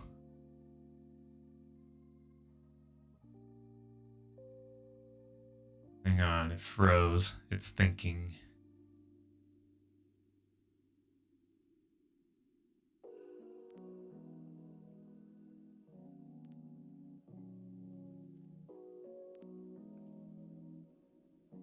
Come on, baby. You can do it.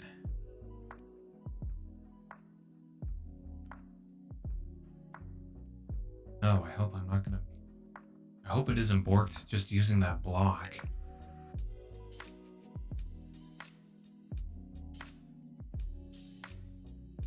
No way. Is it frozen? Really?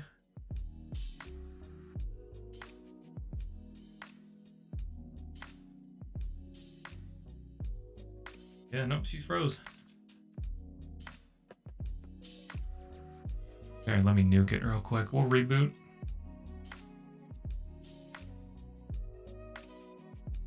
What I'll do is I'll relaunch it, let it load up, and we're actually going to roll the break early. We're 1 hour, 55 minutes in. It's early enough where I can just cut to the break. Go ahead and take the opportunity to stretch, get up, limber your neck up, get a snack, get a drink, all that jazz. We're going to reinitialize the mod pack. I'm going to take a little bit of a break myself. We'll be back in 5 to 10. I'll crank that music, and we'll see you in just a brief minute.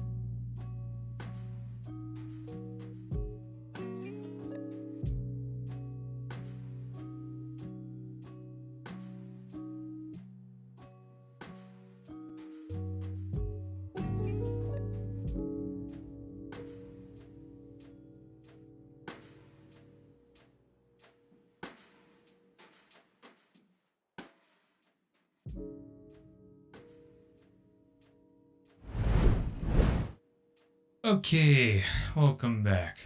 So I did try reloading everything after that initial crash. Tried getting into the database again, and it did freeze up again. So we know for sure that that particular tool will freeze the game. So I'm probably going to try to avoid it for now. Unfortunately, it's going to hinder us quite a lot in what we try to do. I will probably have to try and look up workarounds later on today once the stream is done. But for the meantime, I cannot run the gene database in my hand. It's just not going to happen. It's just not a wise idea. So, that being said, we have some alternatives possibly we could work with.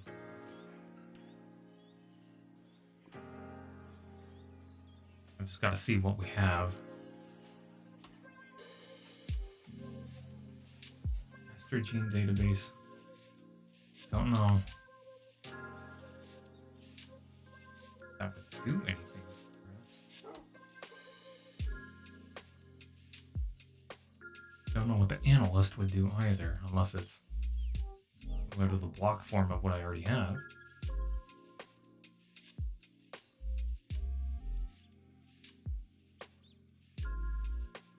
We don't have the splicer, but we could definitely benefit from having it.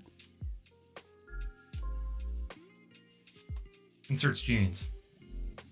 Requires monumental amounts of power, but we have that.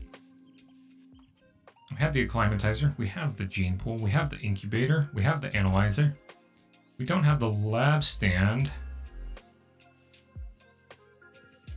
We can make one though. We could try doing it that way. It's really cheap. Let's try that real quick, like, I want to see what happens.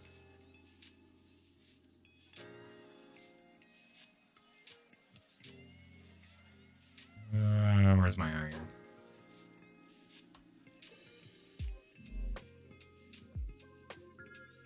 What was that? Taking regular glass panes?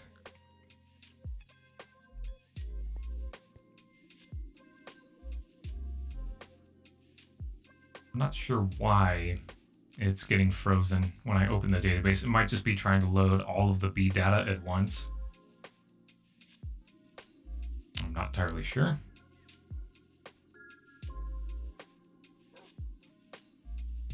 Part of me also has a hunch that this is gonna freeze it, just like it did all the other times. So let me see here. By right-clicking on the placed stand with the database, attaching it and allowing the database to be accessed by right-clicking on the stand. Okay. I'm a bit nervous to fuck with this, because I betcha it's gonna freeze everything up. I'm willing to bet.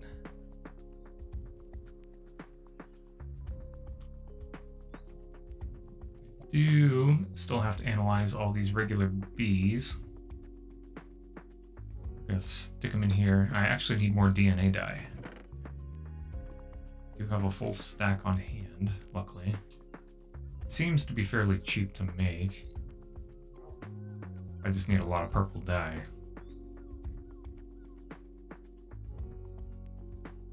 But we can get that from a myriad of places.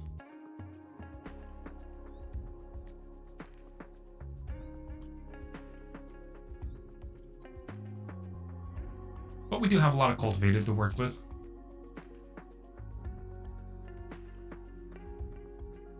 Let's see. That isolator can also get analyzed. Ooh, that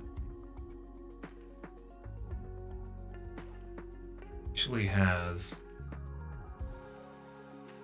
the cultivated genetics integrated in, finally. Short life, fast worker. That could be really good.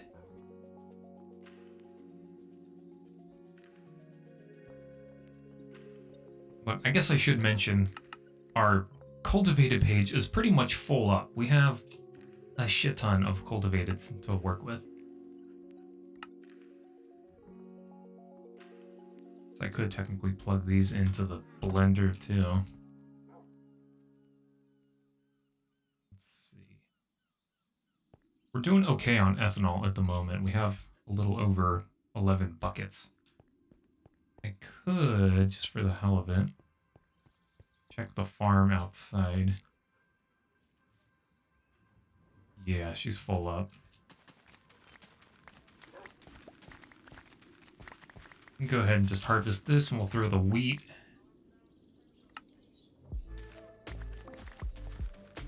In the, whatever machine that was that produced the biomass and then the ethanol and all that jazz. I know the saplings work a little bit better, but this is also just a lot easier to work with by and large. We get more bang for a buck overall. Fairly large farm, kind of aesthetically pleasing when it's fully grown.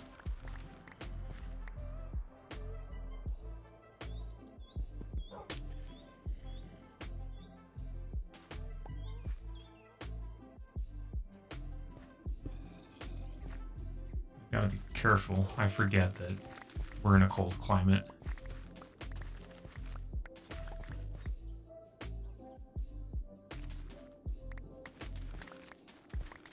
But this wheat should give us plenty of biomass to work with. I want to keep making as much ethanol as I can get my hands on. It seems to take a long time to make and a lot of materials.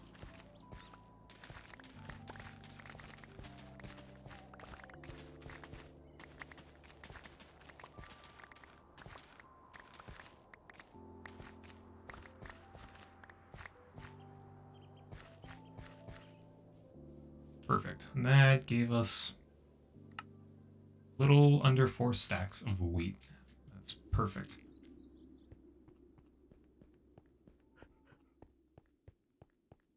Go ahead and just toss those bad boys in there. And the fermenter will handle all the wheat.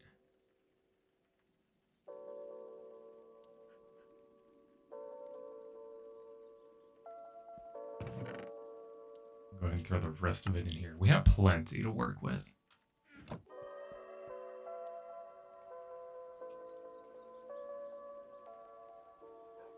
Humidity tolerance, none. I'm just going to throw that in the sequencer now to get it out of the way.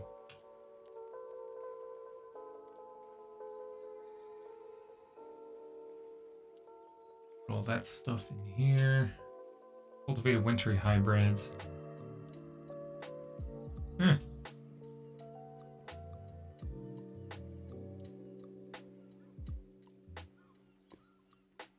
Cultivated wintry. Honestly, integrating those into the wintry out there to get that short lifespan would be really nice. Just don't know how I'm going to go about it.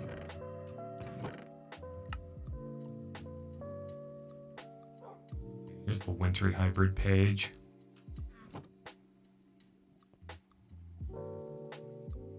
It's tricky because I need the gene database to select a gene that I want to splice into something.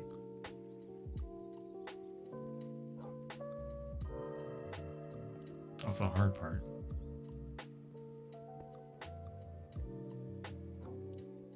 Ooh. And we need more enzyme.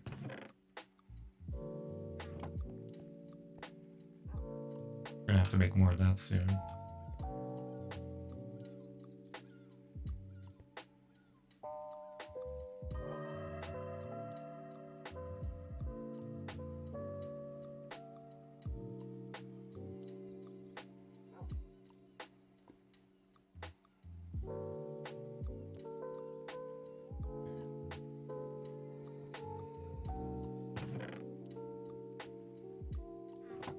Pipe that. Go to the polymerizer. Nice. Okay. A little over half a bucket. I'm gonna go ahead and grab the Akashic Tome again. We're gonna look at the beast stuff. Let's see what other options I have to work with here. So I'm a bit lost at how we should proceed now that I have most of the exotics. Like the exotic genetic machines taken care of.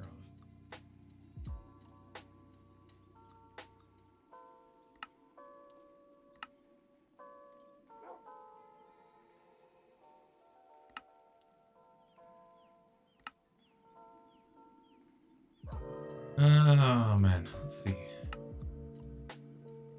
Core stuff. We should actually be looking at Vinny's genetics, if it's actually in here even. Modular routers, open blocks, open computers, pneumaticraft tinkers, thermal, Twilight Forest. Okay, so we're a little screwed here.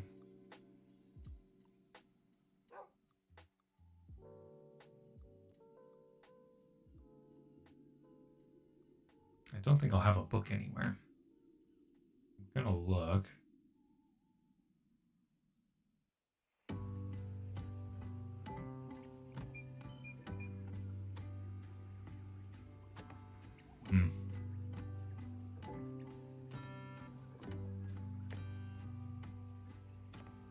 It's definitely tricky. Yeah, there's no book either.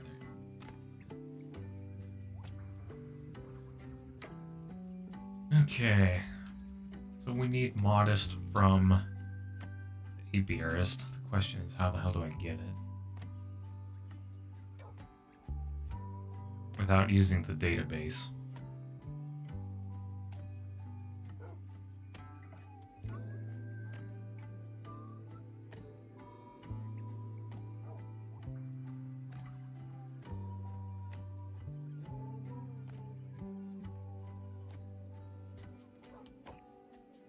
Serum array.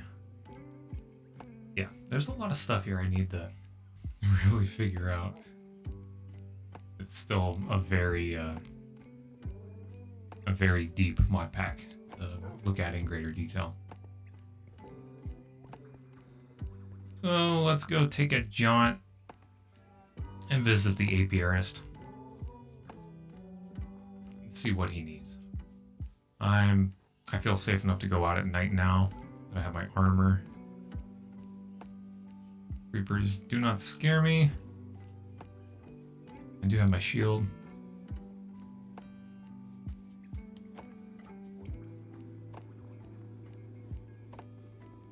I just gotta try and figure out how to work the mod pack without using that database, because that supposedly was a crucial part of the mod pack overall, in that I believe you could select genes and get them set up in the splicer where you could actually, you know, selectively alter the genetics of the bees as a whole. What's with the googly eyes on that Enderman? That was weird. Okay, boys, let's tango. Ow.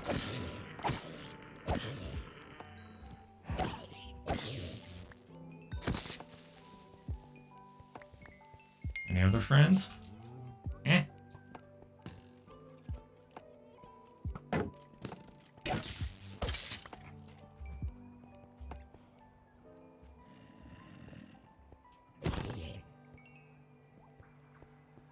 I like how they accidentally leave light artifacts behind. That's kind of funny.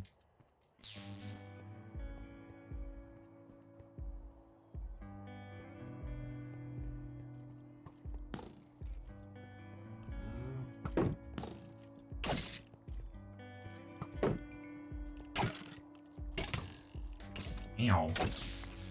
Yeah, rat bastard, that kind of hurt. I do have to go to the other village though, because I couldn't find the apiarist here. Hopefully we'll probably get there right at about daybreak.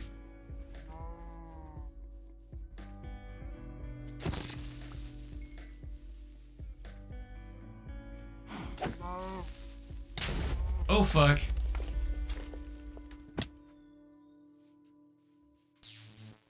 That was a weird lag spike. Really smoked my health, too.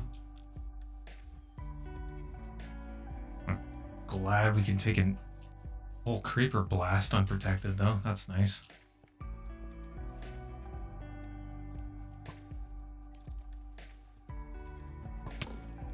Ouch. Why's everybody gotta be such a bully out here? Middays.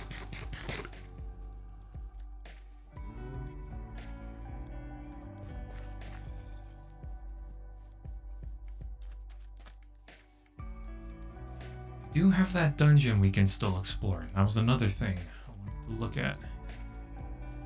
Okay, dummies. You're all standing outside in the middle of the night. Here's an armor. The Shady Merchant, that's right. 14. Yeah. Forgot about that merchant.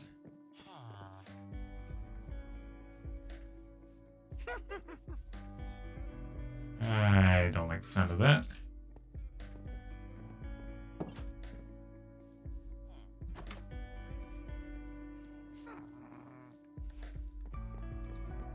Well, she's around here somewhere.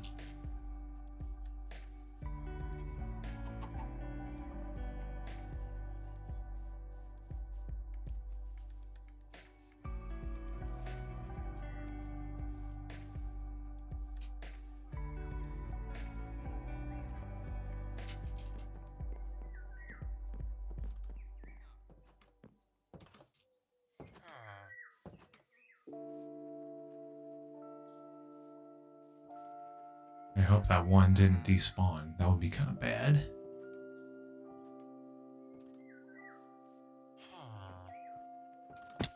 Ouch.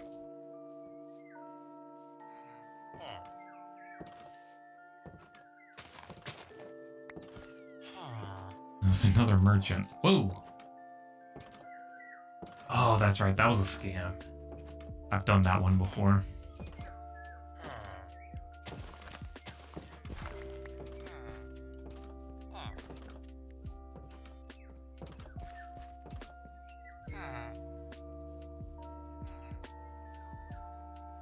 Is there another village right there? Ah, that's right. There was.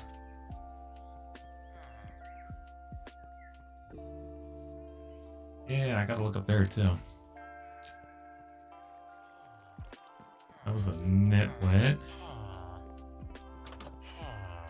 Oh, hello. The trackmen, 2 librarians, and 2 shady merchants.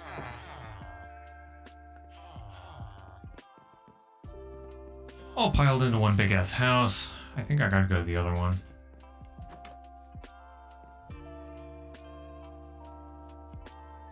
Oh well, that's not terrible.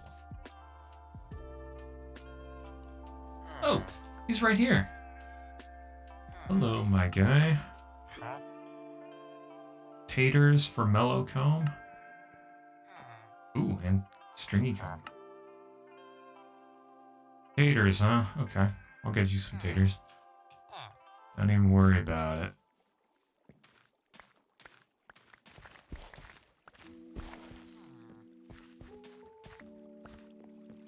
Like magic. Here you go, my guy.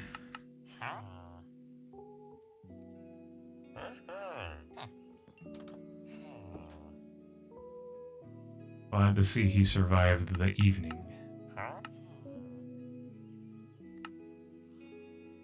Meadows drone? What? Nah, man. Seriously? Ain't what I'm looking for, bud. Let me try flinging some carrots at him. I don't know if that's gonna do anything either.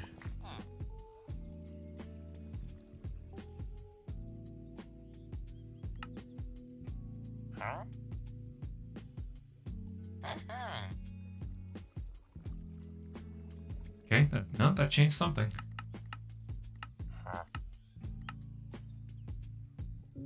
Any princess for an emerald.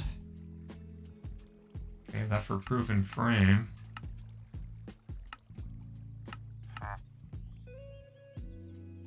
I've already done the one with mossy comb. Don't know if that'll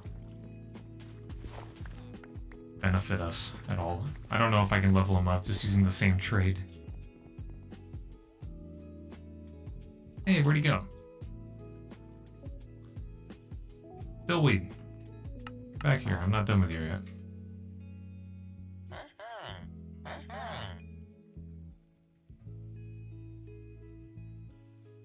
Nope. That's no bueno, bro.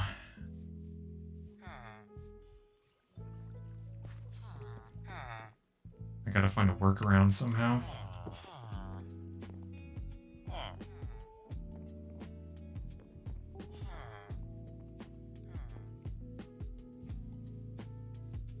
Let me go visit the other village real quick. This guy is kind of useless, and I will kidnap him eventually. There's a block I can use to do that, but I don't have it yet. It's a machine, actually.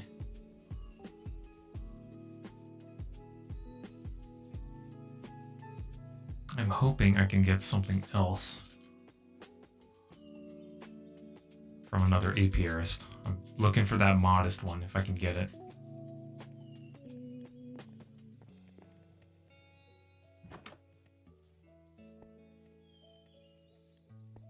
Just gotta find him, and this village spawn is abhorrent. Oh, that's right, I have this this effed up shelter thing.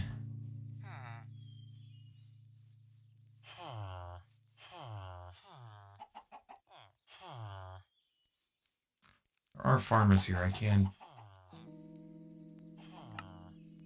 possibly get some emerald out of.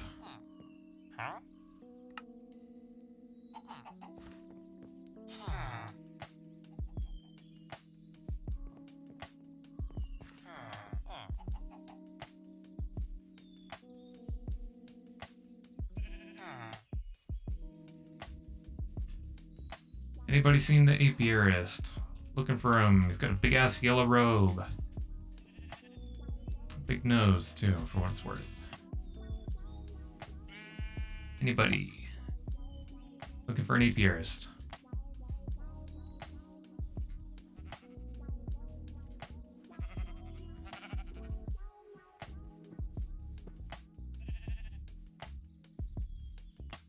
Damn, that really can't be the only one I have somewhat nearby. Yeah, that's kind of stinky.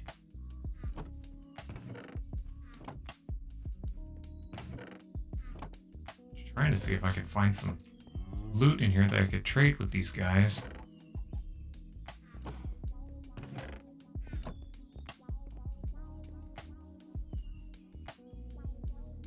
I'm not having much luck.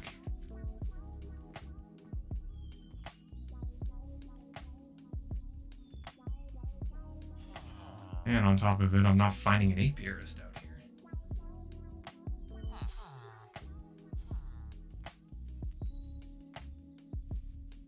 And on top of all that, I was dumb enough not to bring my my bee gear, like my scoop and my smoker. We're gonna get this real quick.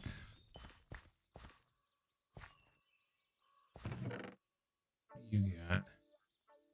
Ooh, I can get string from this cobweb. Hang on.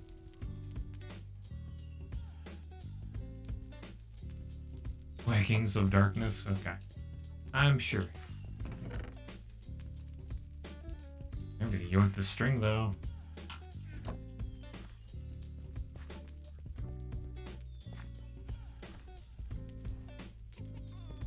Yeah, I don't know what's going on here. I don't know what happened with this world gen. It was kind of borked.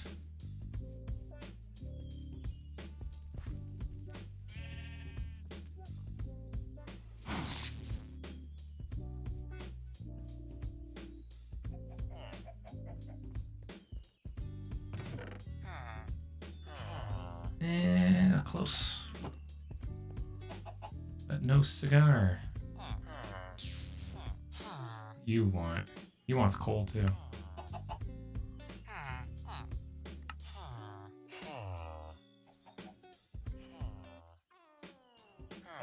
No dice.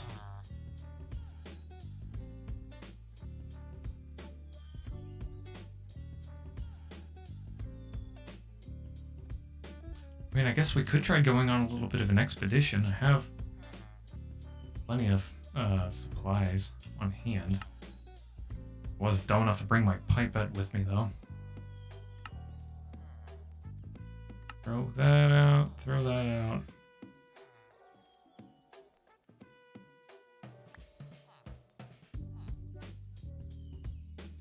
Quickly go find a bed for the evening. And we'll take it with.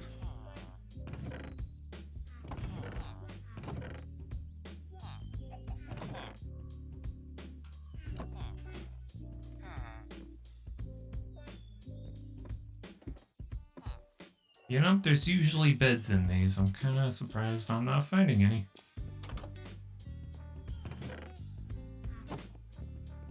How about you? No bed. Fantastic. Guess I'm just gonna have to take a section of your house.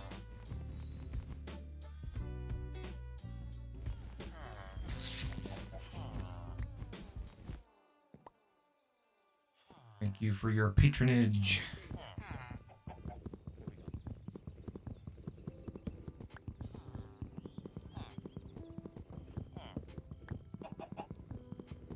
It's okay, they don't use these upper floors anyways.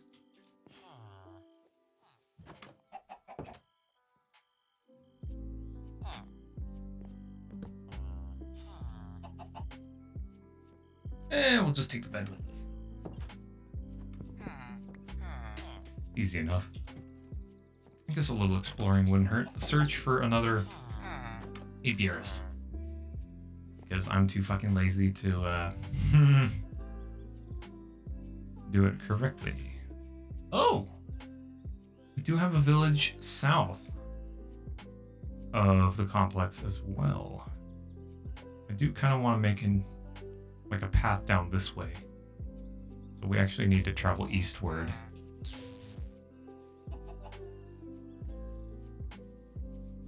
Let's just see what we can see. Nice thing is, I can procure meat wherever I go with the sword.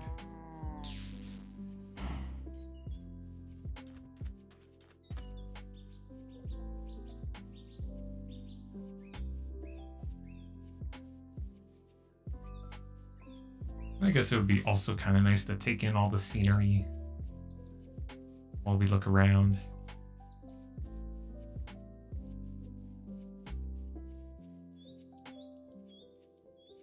Okay, looks like we're coming across.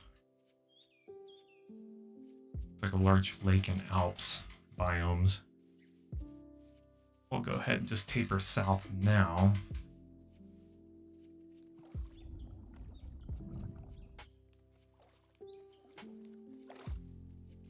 I did actually ramp up the render distance. We're actually up to like, what was it, 20? No, 16. We're up to 16 from 12, I think.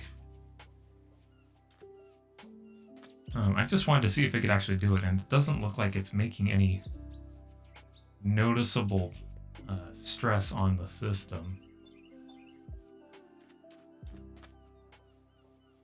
So we can just keep going for it.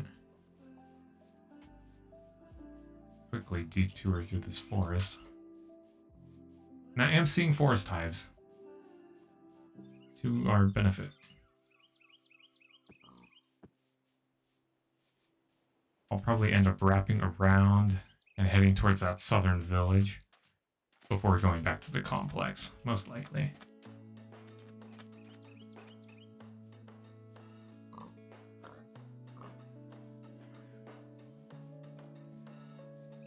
Yep, you got it.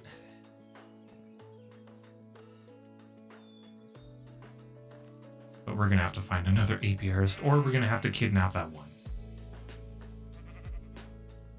That's probably our best bet.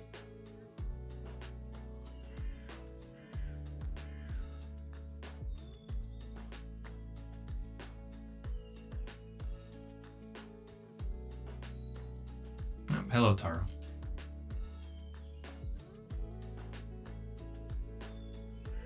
I guess technically she's not an owl anymore.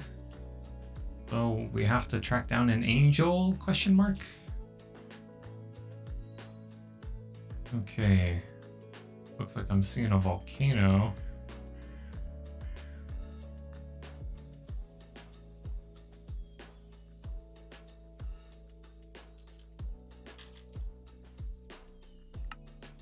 Go ahead and do that.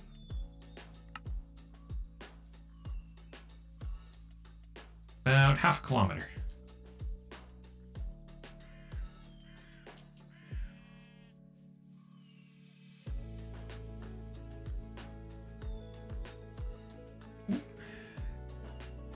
Don't want to fall down a pit. That would not be desirable today. That's the one thing I'm really susceptible against.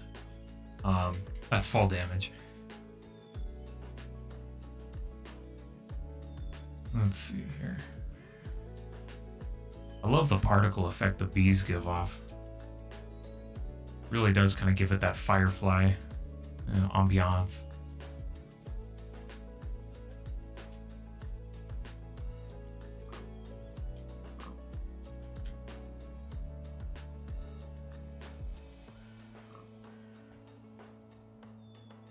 I do like those trees too. I don't know what mod changes that, but definitely nice. Actually look more like trees instead of just pointy sticks.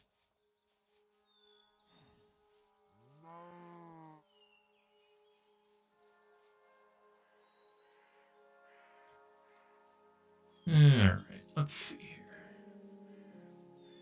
Ooh, what do we have here? Is that a mob tower? What the fuck is that? It's big though, whatever it is. Something over here too. What is that? Packed ice? What is going on here? Why is there packed ice here?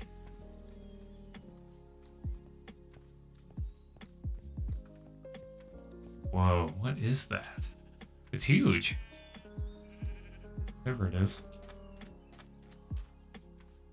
We're gonna come across it before the village, that much is for sure.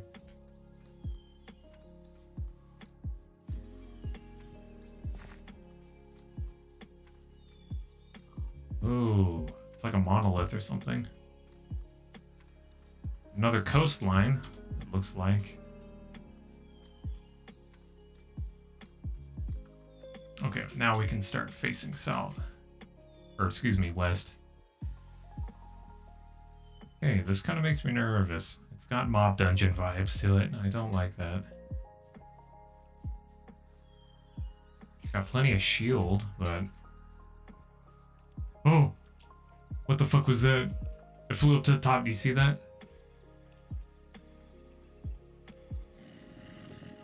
Oh, dude, I don't know if I want to fuck around and find out.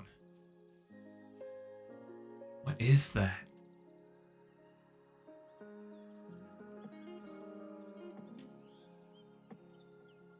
I'm a bit cautious. I don't know what is up there, but it makes me a hair nervous. Something flew up to the top. That! What the fuck was that? I don't like that, man. Oh, wait, is that an owl? Motherfucker. I got baited by an owl. Okay, you just stay there for a second. I got something good for you. I missed.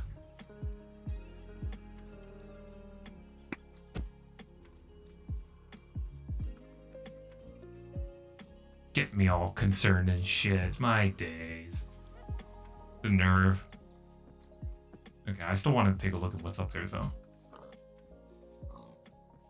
What do we have here? nervous when I hear pressure plates go off. Stew stand. What is that? Take a read. Huh. Can't read it.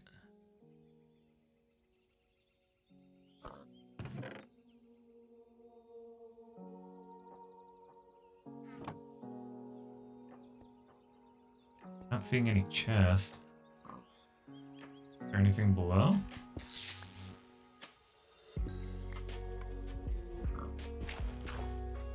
No.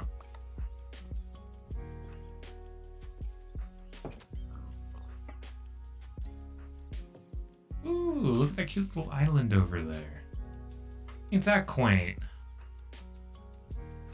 Right on the water and all that. That's nice. Okay. There is water below this structure. What I'm gonna do is actually, I'm gonna put the bed down here.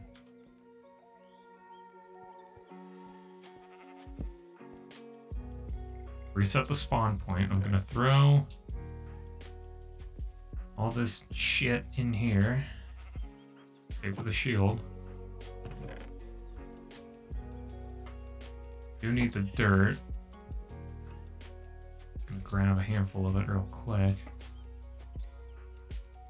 Or better yet, I'm gonna use gravel. I think it's probably about 40 blocks tall, if I could guess.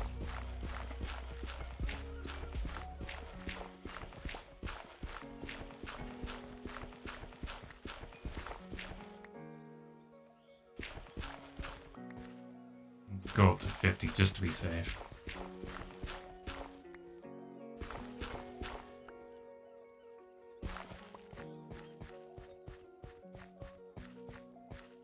And we'll start building up on the next day. Let me see if I can get close and get a look at this.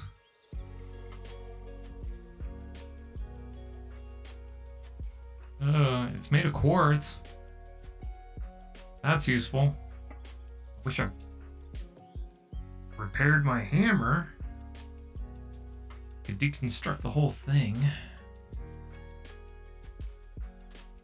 I don't have the mob radar turned on, so I don't know what's up there. I'm a bit concerned, regardless.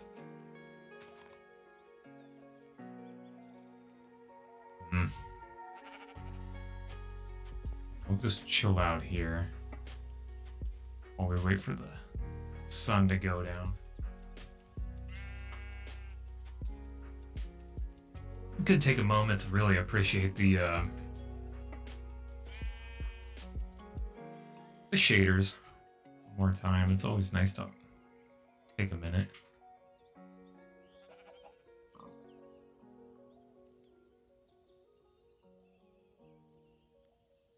It really is quite nice.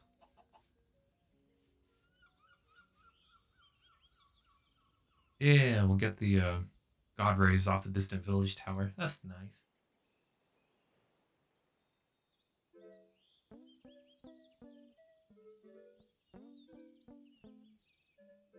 Yeah, that's a nice sunset. I like it.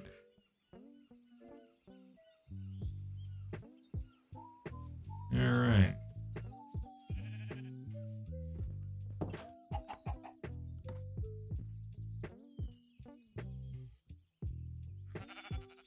Let the detour commence.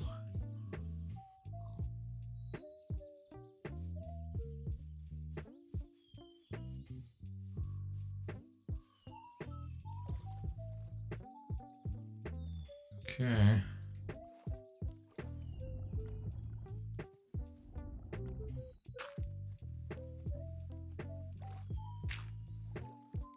Now if I fuck this up, the only thing I have to make sure is that I fall in the water and not a bloody lily pad.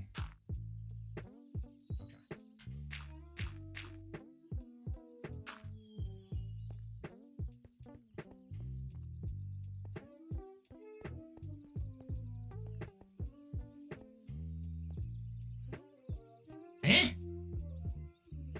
Whoa! Look at that. dropper with 2 enchanted books in it. But no pressure plate.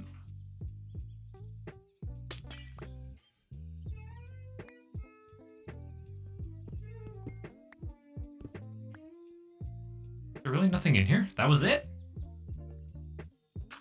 Is there anything at the top?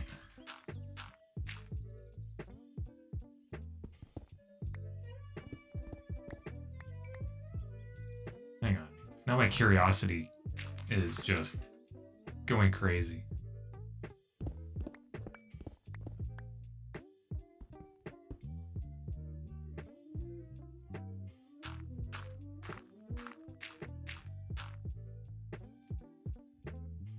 Ah!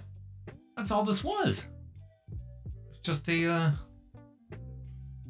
literally just a monolith. Nobody there. Just a shit ton of rock quartz, too. Enchanted books. 2 of them. There's the village we were looking to get to.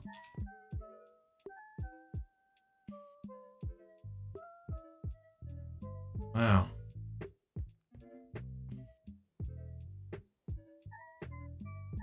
Ain't that a thing? Okay. We can go back down now. I'm surprised. I was expecting a boss, or like a mini boss or something. Color me surprised. Okay. Pray this doesn't kill me.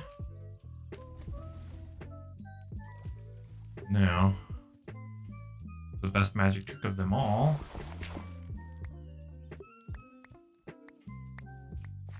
Pro tip. If you're trying to get rid of a lot of gravel, use a torch. Put it down right after you break the gravel block and they'll all just collapse on top of the torch. It's kind of neat.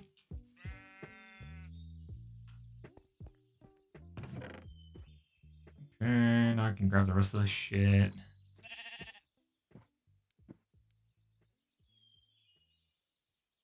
Leave that stuff behind. I'll take the leather. Leave the hop. Take the bed. Alright, let's go look at that village. I really hope there's another apiarist there. I'd really rather not go through the hassle of trying to kidnap the one.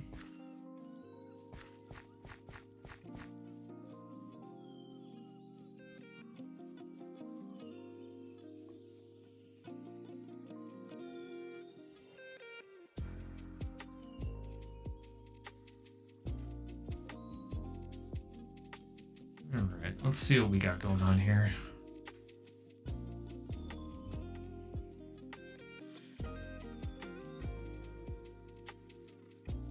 They got radishes. Or no, beetroot. I need that for red dye, actually. Hang on. I'm gonna grab some of this. And by that, I mean I'm gonna grab fucking all of it. Beetroot. Nice.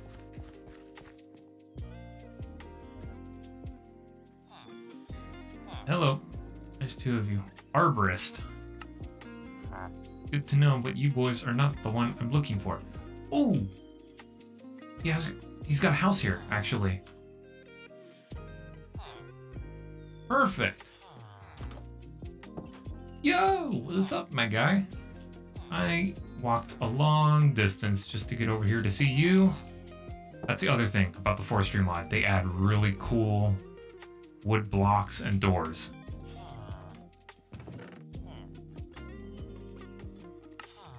Okay. Ooh. Got some goodies.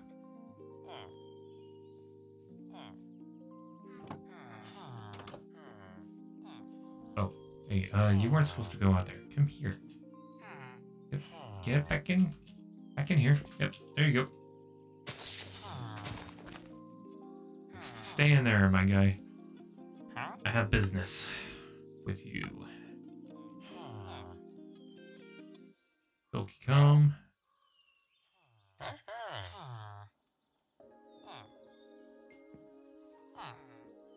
Looking for a modest bee. Do you have one by chance?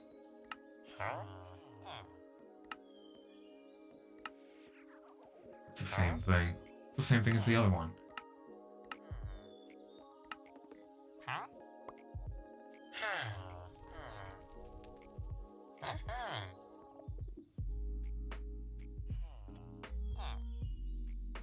Bastard took my carrots too.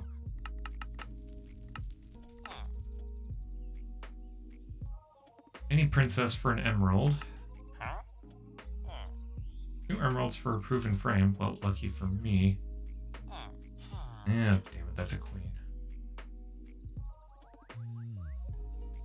And my guy's gonna make it difficult.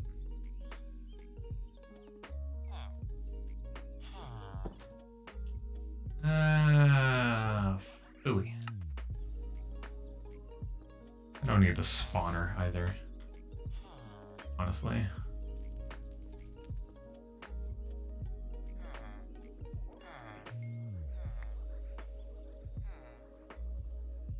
Ender Lotus. Ender Lotus. Can I make anything out of that? No. Just die. Hang on, my guy. I'm actually gonna debate you with your own materials. Get that ass back here. Where'd you go? Dude.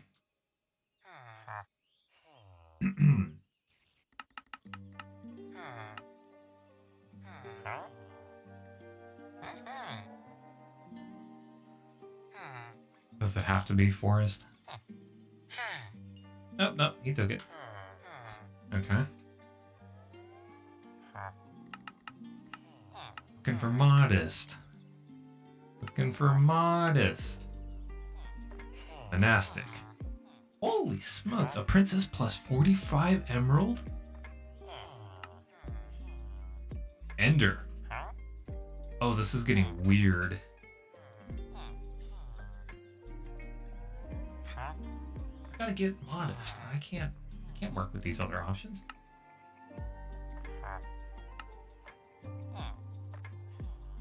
What was the one here? A common princess? Or was that a drone? It's a drone. It's purebred common though. I guess I could snag it. Yeah, shit. My guy, you are making these incredibly difficult. Could go snag some wheat really quick. I'm just trying to get him leveled up to where I can see if he'll offer me a modest B.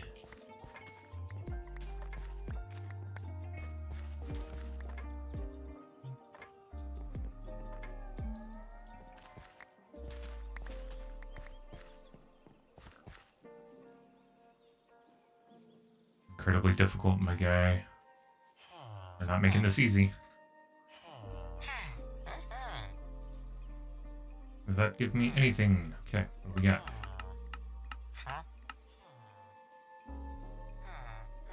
No, is that all he's gonna offer?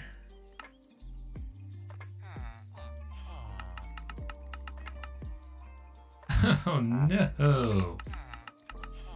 That's a problem.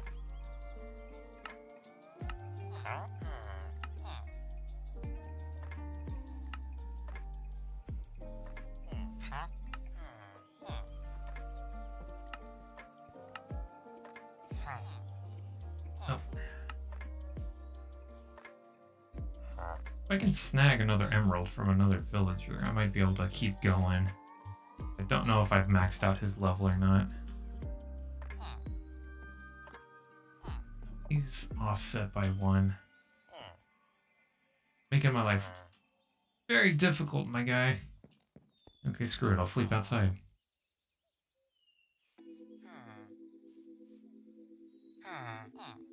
Cleric. Got options here.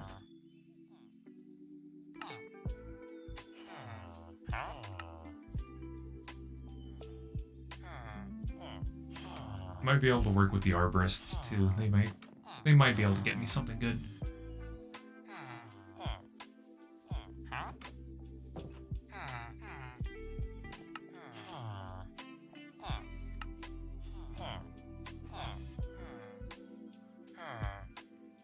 Oh my guy, you are not helping me in the slightest here. Oh, there's another one. Holy shit, 2 for 1. Ripping comb.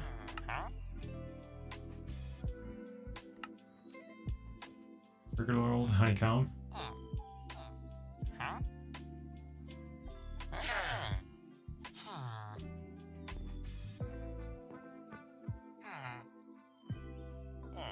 Let's see.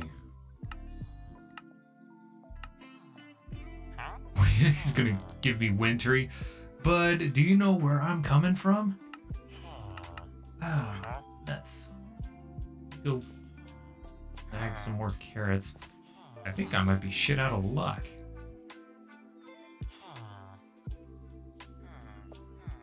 Nope, that's not what I'm trying to do. If I could find a butcher, that would be best. Hang on. Another one. There's 3 of them down here.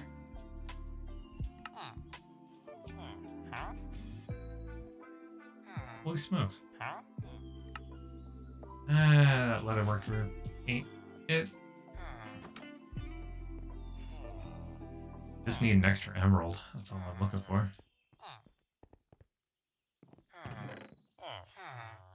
Full iron set. That's kind of nifty.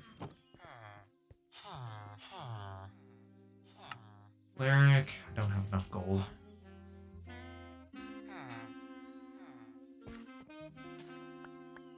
Yeah, so I located a southern village.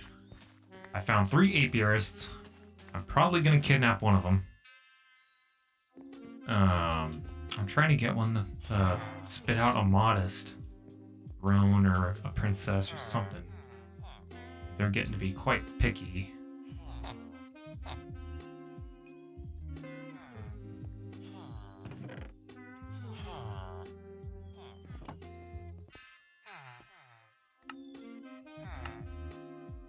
Bang. Again with the forest.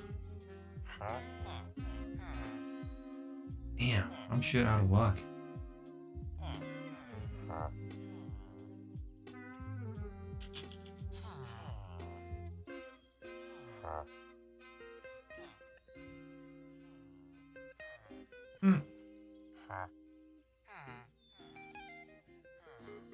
Unless I'm not seeing it in this mod pack. Might be in forestry. Hang on.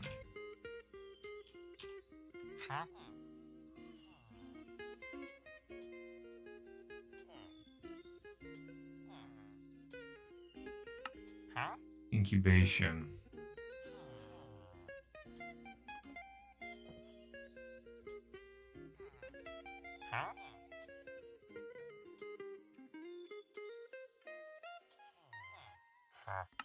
Inoculator. Did I have one? Bacteria vector. Whoa. I don't know if I have that.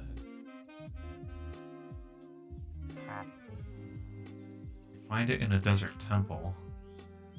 Maybe.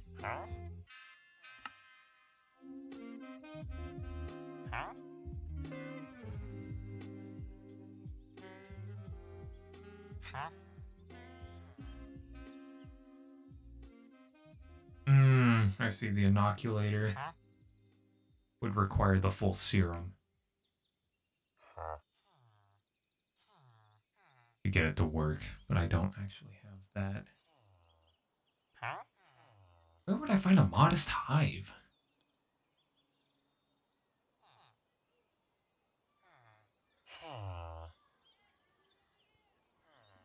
Oh boy. Okay. Oh, I think I've seen what I'm able to see here. Let's proceed back to the complex and think out our next steps there.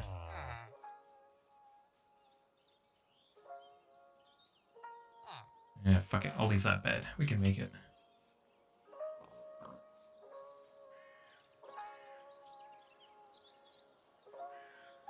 So, okay, we've come to a bit of an impasse. I don't have any means of obtaining modest at this point with the current arborists that I've found. I will kidnap one of them and bring them back to the complex, but that could imply us going through and doing a whole village build. You know, designing our own village for some villagers. But that by itself would be a whole extra project. That would take quite a bit of time too. The question is, how do I proceed? If the gene database doesn't want to work, what exactly would be my next steps? Would I just keep mutating beyond cultivated? We have the genetics for cultivated. We keep isolating it and plugging it into the genome project. So apparently, I think from what I'm understanding, we're supposed to sequence all the genetics for all the species of bees, supposedly. And that's what half of the machines are for. You know, once you have these genomes unlocked, you can actually, you know, mess with the genetics whole hog and get that sort of stuff done. But just not sure how to proceed if we can't obtain modest. We need it for mutations. I know that much for sure. A handful of them.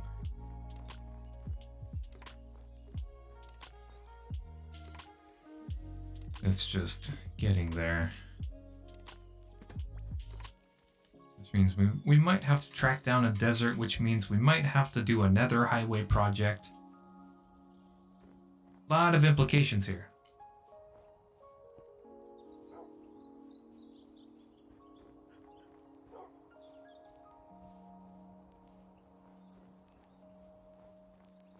Lots of implications.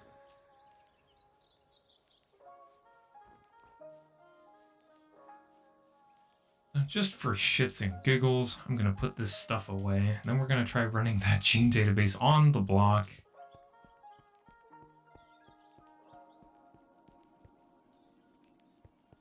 And seeing what happens.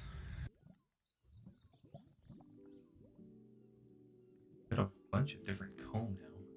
I guess I could centrifuge it, see what it spits out.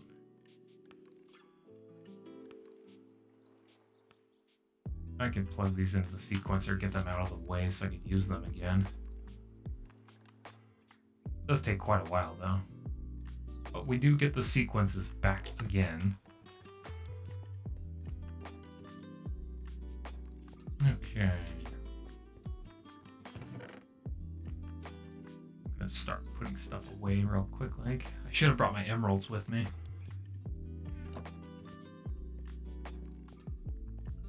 We'll keep the beetroot. We're gonna use it for red dye so we can make purple dye for the fluorescent dye. This bad boy is pure common. I'm gonna stick this pearl in here. We will actually use it for other things.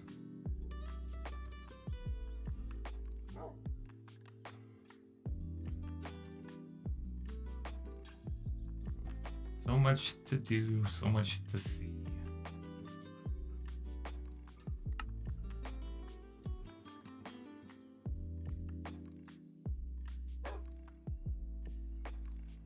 Okay. I do know I need to make an inoculator, because that didn't go up in the list of things here. We have the isolator, sequencer, the polymerizer. There's the inoculator. Got the lab stand, analyzer, incubator, gene pool, climatizer, and the splicer. We're missing the inoculator and the splicer. Use the serums to add genes to breedable individuals.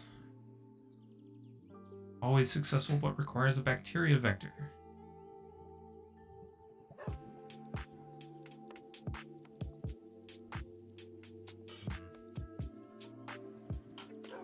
Okay, just for shits and giggles, and I know it's probably gonna break it. We'll have to reload.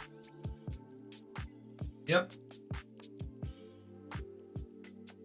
Hopefully it just soft crashes and sends me back to the menu. Okay, let's see here. Following mods have been identified as potential causes: forestry, chicken lib, Binicore, design, genetics, botany, extra bees. Well, yeah, no shit. Okay. Well, it only soft crashed. Oh boy.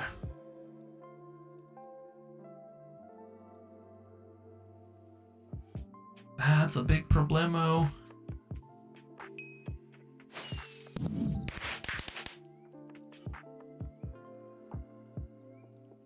Damn.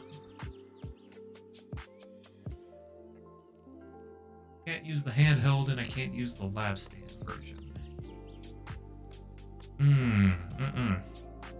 I am not here for it.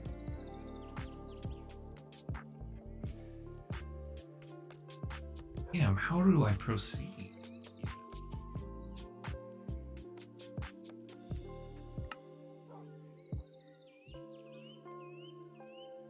Species abandoned.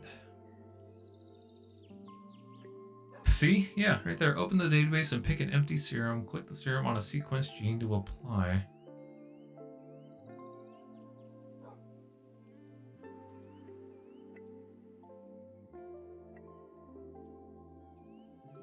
So obviously splicing genes in is the convenient, easy way to do it, but I can't.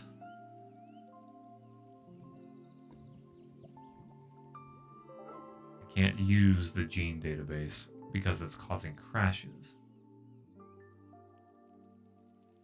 I don't suppose a quick Google search is going to help me here. Oh, just noticed, Nate. Thank you for hosting, buddy. Let's see.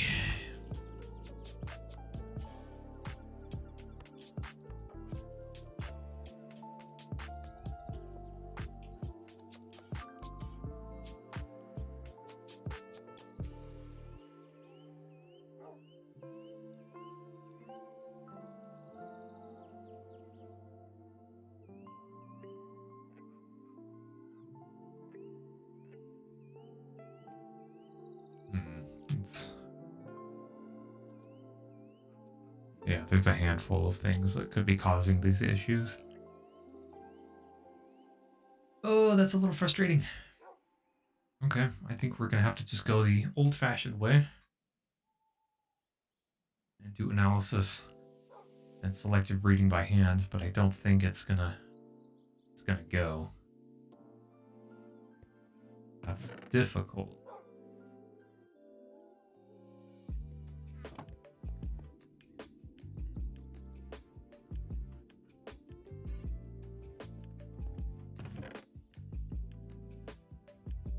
Gotta figure out what to use all this beeswax for.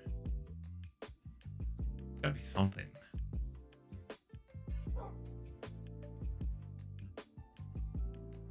Let me throw it on the crafting bench, see what happens. Okay, I saw a handful of things.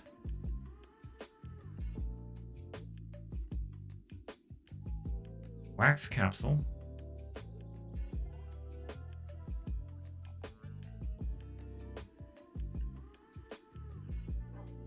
Pipe sealant.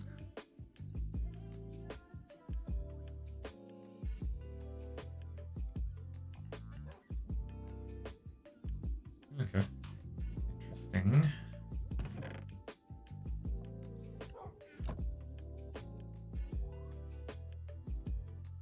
Oh, I guess we could sleep through the night real quick. This is what happens when you do the mod pack. No! Oh shit. The tables went too. Oh man, Bibliocraft is fucked. That's not good, man.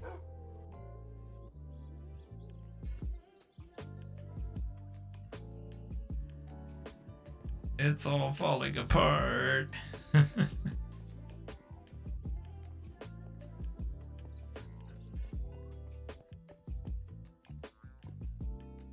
Damn. How to even proceed? Aside from working on the escritoire again. I could use the batch of bees outside the drones to study up on cultivated a bit more. Try to get some more mutations out of that.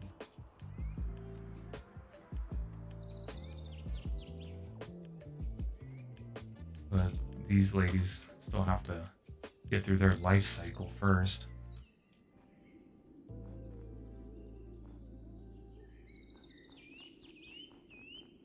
Let me go grab the cultivated wintry hybrids. I'm gonna get them phased in out there. See if we can get the short lifespan genetic just manually plugged in.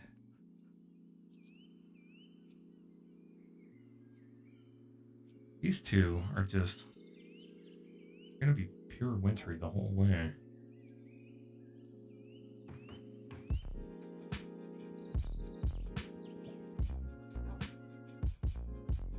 We'll grab my bee analyzer too, of course.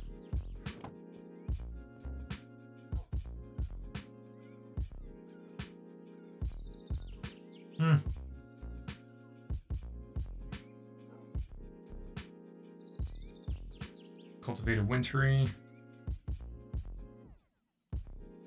Temperature tolerance, man.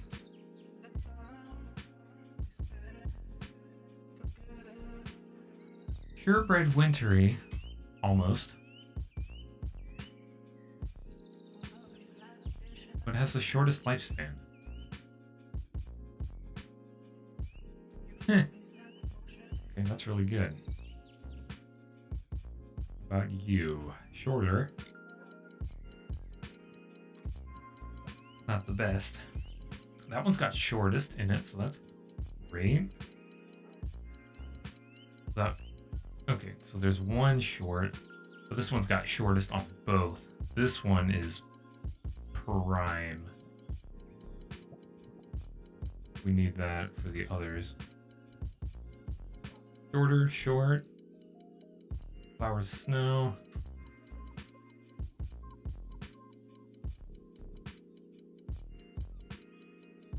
Shorter, slower. This one's a burner.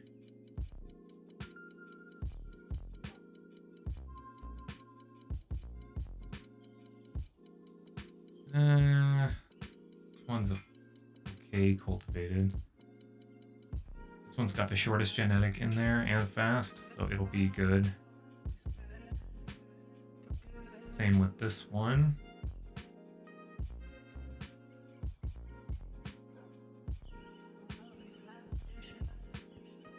I'm gonna go throw these two queens out here with those two cultivateds, and we're gonna just force it.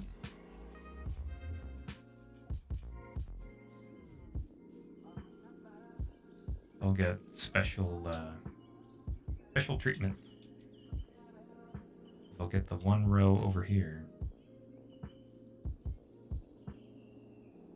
This one have? It had it too. I'm gonna go ahead and just plug the cultivated in.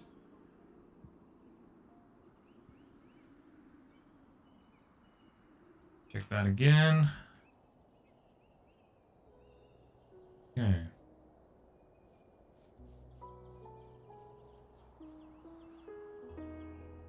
Let me look at these again. I do have fast production, but I'm not needing a lot of home at the moment. Honeycomb. Yeah, those are all gonna be escritoire bees. This one's good though.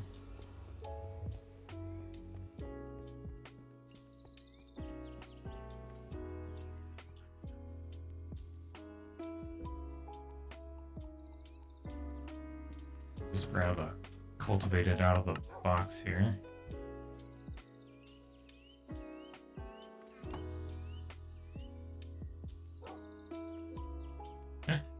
Oh, there she is. Oh! It's a little bit more challenging. Okay.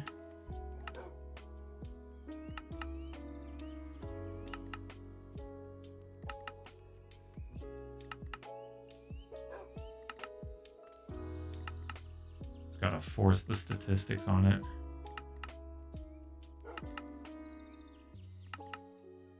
Okay.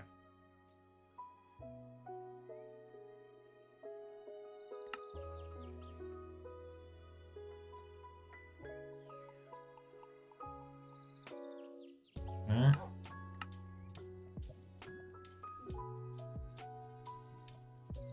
It's gonna force me to go again.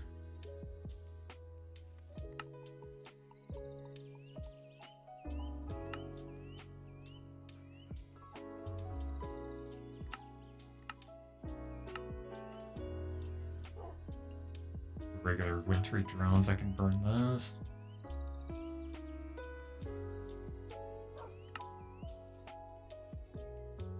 Arcane and Ravening.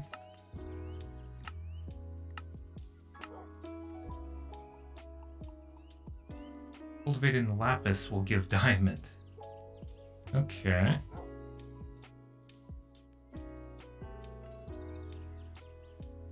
I don't have Lapis.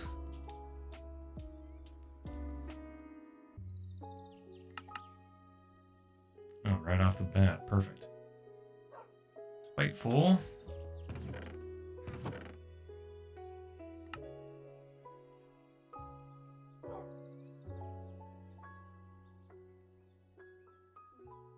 Let me just grab these random wintries.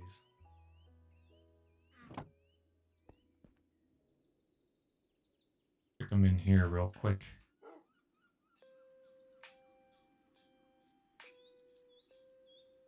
Huh. Oh wait, is this one analyzed?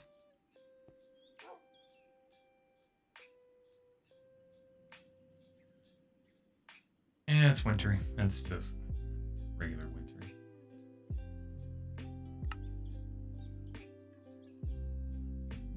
Light blue and diamandi. Okay, I need 2 more.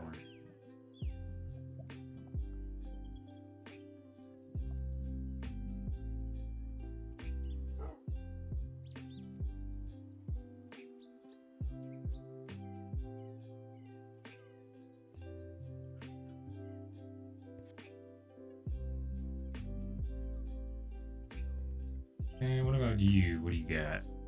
Okay. Burn him. Study. Okay, so that's light blue and diamandi. And Naysayer. Naysayer, light blue, diamandi.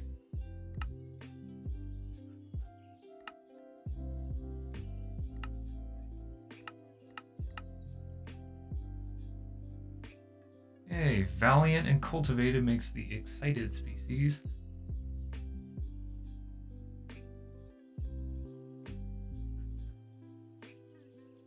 Should I be doing more mutations with common? Yeah, I know. We're going to have to do it the old-fashioned way. I can't access the gene database. Or, you know, just plug in random-ass bees. Yeah. It's going to be kind of an odd challenge.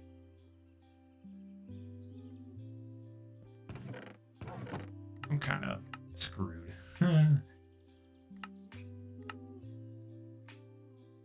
Meadows. We could mess around with the mythical. Let me go grab the ones I had outside. They should be done. Yeah, the unusual.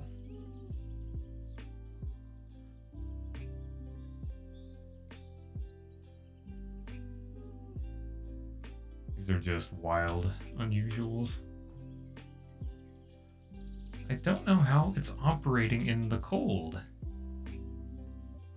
Well, I actually kind of want to look at one and see what it's running for temperature tolerance, because it shouldn't actually be running with that habitat machine off. Oh, I already plugged one in. Perfect. What do we got? What are you all about? Shortest, slowest. Okay, that's all garbage. Normal both ways. Really? That is unusual.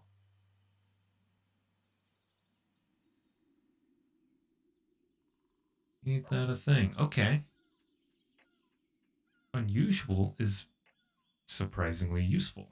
That's kind of surprising.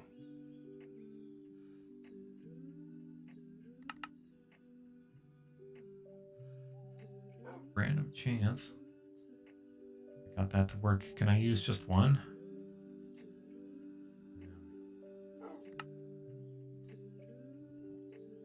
Okay.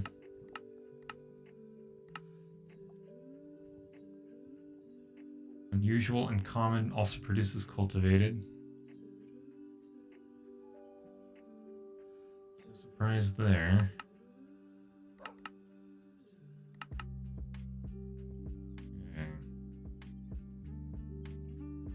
want to see what I can do with unusual and cultivated, see what I can mutate it into.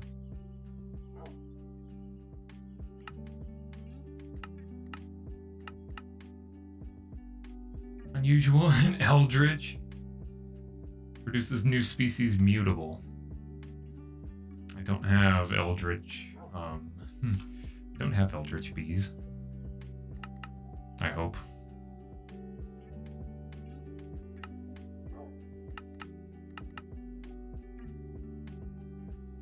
Unusual and mutable produces crumbling with low chance.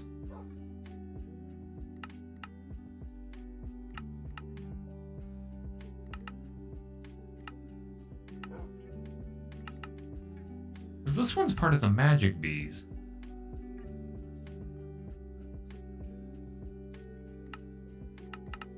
I actually have to use more than one. I should also take a look at the mystical.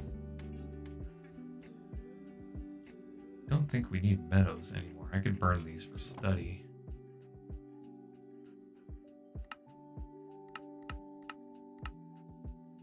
Okay, that didn't give me any discoveries.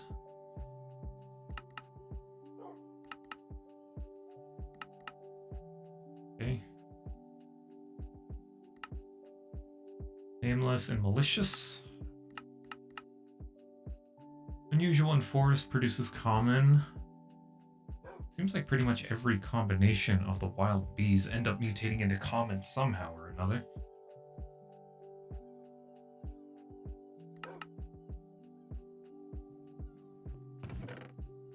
This is getting interesting. I'm just gonna go ahead and start taking care of bees on the side. Get that inventory cleaned up. Aqua and maroon. There we go. Unusual and meadows also produces common.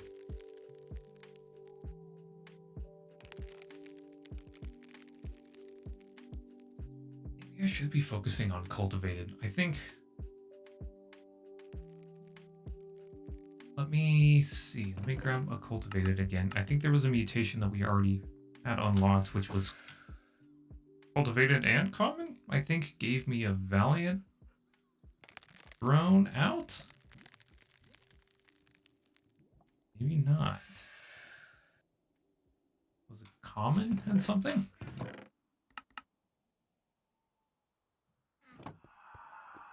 Let me throw this boy in the analyzer.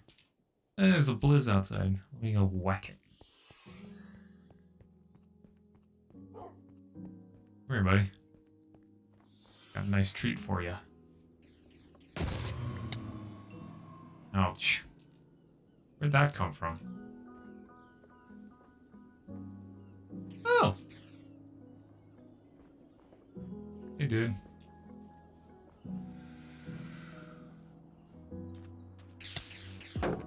Damn it, he hit me.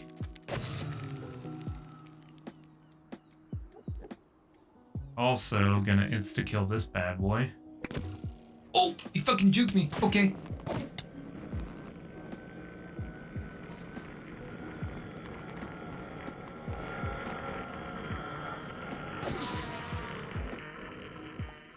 Yeah.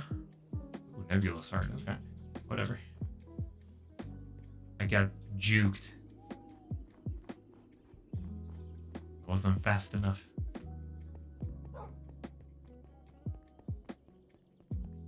But I did get a blizz rod out of it. Do like collecting those. They are useful. As I was saying, we're going to analyze that common one. Just full on common. Out of the box.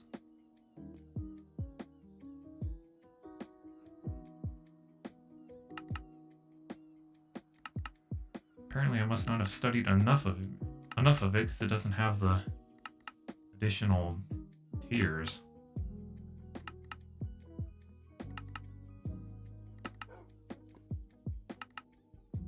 Here we go.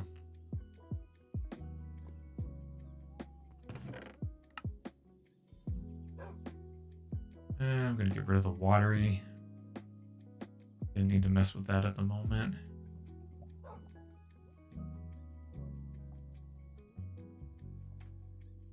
And I'm gonna that. We got bees to burn.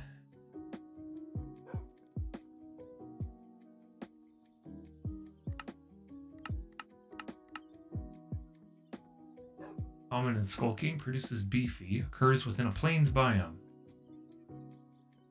It's good to know.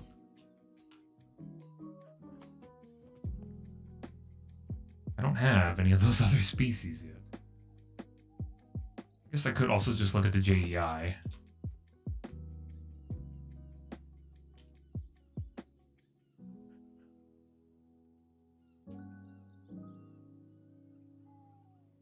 Curious. Bee breeding needs frugal and nuclear.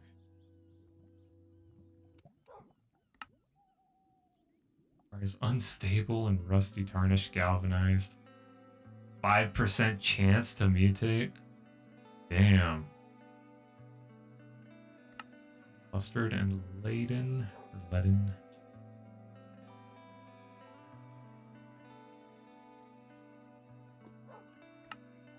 Prehistoric and resilient. Industrious and robust. Industrious seems familiar. Okay, that requires diligent, and diligent we can get to. Common and cultivated. We can get up there. That's doable. It's 10% chance to mutate. Requires flowers and pretty much normal temperature. But we can get there. We're still a long ways away though. Long ways away.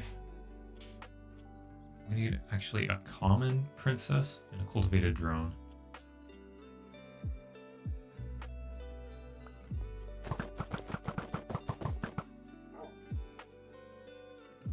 Okay, I'm gonna keep flinging these bees in here for study. Or you know, actually no, I'm gonna throw them in the blender. It'll be a better use for them.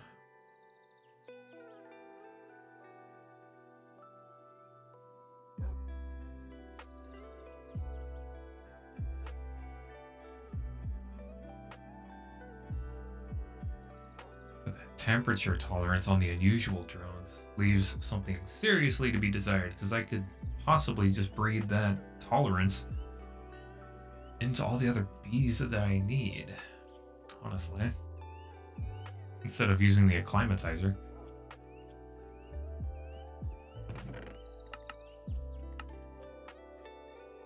You back.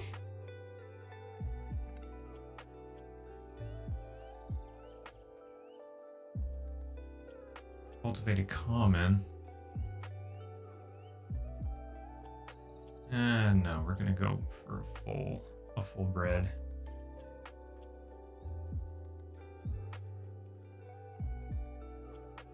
Normal up one, we'll take him. I don't have any princesses. Shit. At the moment. Common wintry. Don't tell me these are all common winteries. Common cultivated. Okay, well. We'll roll with that.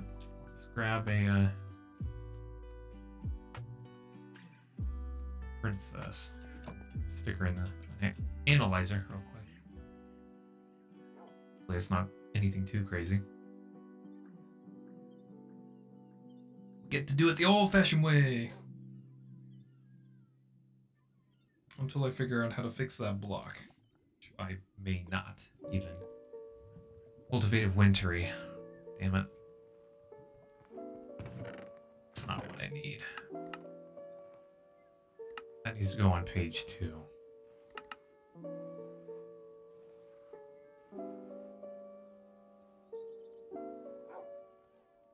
I'm gonna stick her in the analyzer as well, but this one appears to be purebred cultivated. Yes. It's got a hint of wintry left in it, but it's not apparent nearly as much.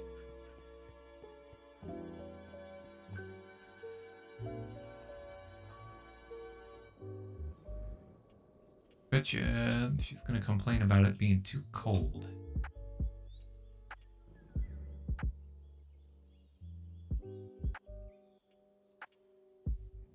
Yep. Okay, I can work with that. We have technology. Better yet. Got leadstone. Got a lot of leadstone. We're gonna wire that unit up to the main power bus. Should be fine.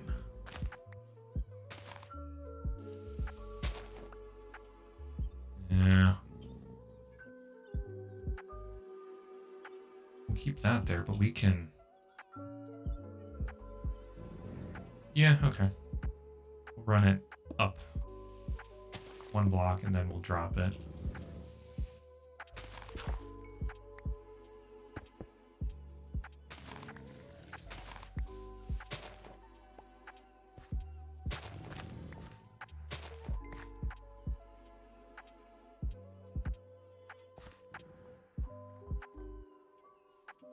Where's the closest line?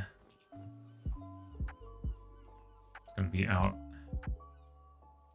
one of these. That's a bit of a ways away. I could keep it internal. I could grab the unit right here.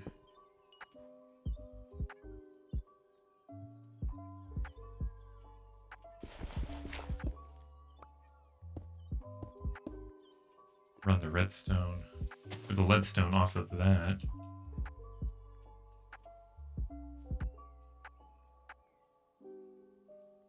Yeah, that's not terrible.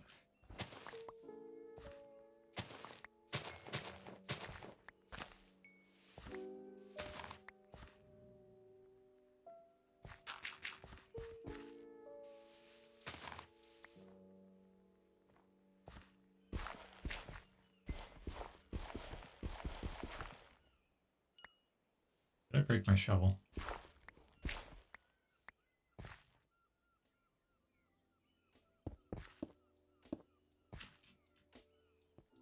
Let me out. There we go.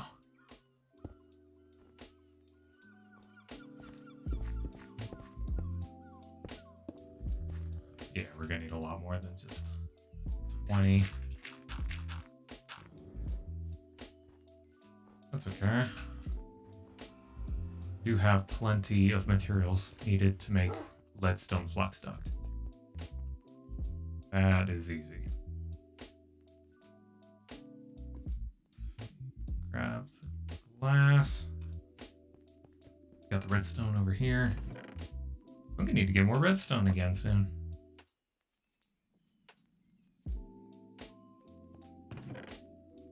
Actually using all of that, that surprises me.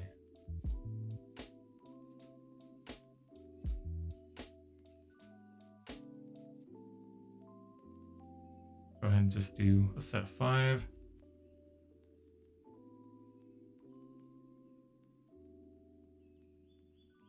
Give us another 30. Put the shit away.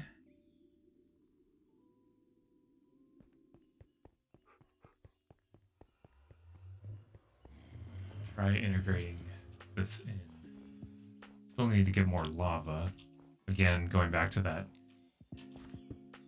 lava pump station in the Nether. Okay, we got power. No, we don't. Oh, wait, no, we're good. Just missing fluid.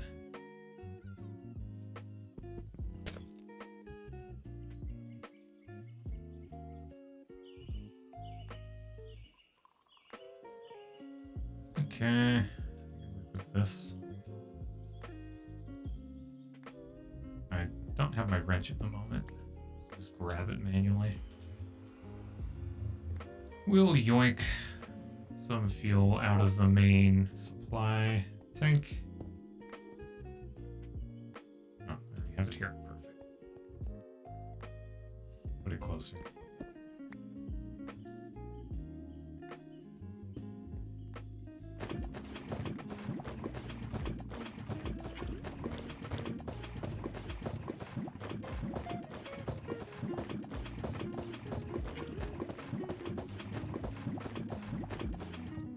Buckets should be plenty.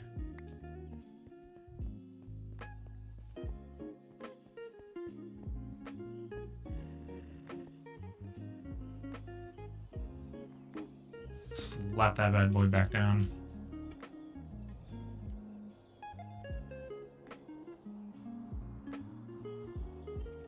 Gonna get this bad boy back up to temperature so we can get the bee breeding process on the roll again.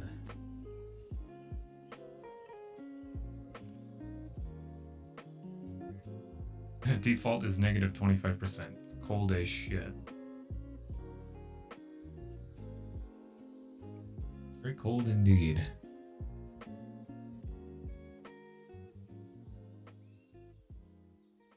Okay, she's willing to work with that. 36%, I'm going to keep it right there. That way we can just let this be. It's got the shortest life, so she should go relatively quick.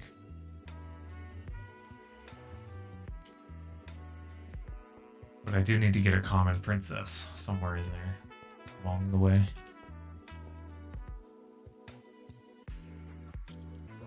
Lots of things to do still. We could also explore the mythical agriculture route. That is another one. A lot more grindy, but much simpler overall. And Eulorium is a bit of a stretch anyways. Let's try redstone. I feel like there'd be a redstone bee.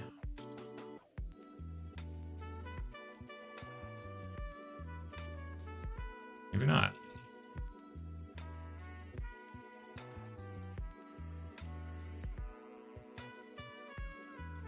Red colored comb, molten comb, red tinted comb, energetic.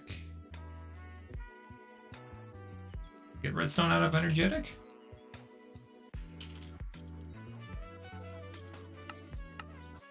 Hang on. Destabilized. Produces destabilized and occult comb? 5% chance for redstone.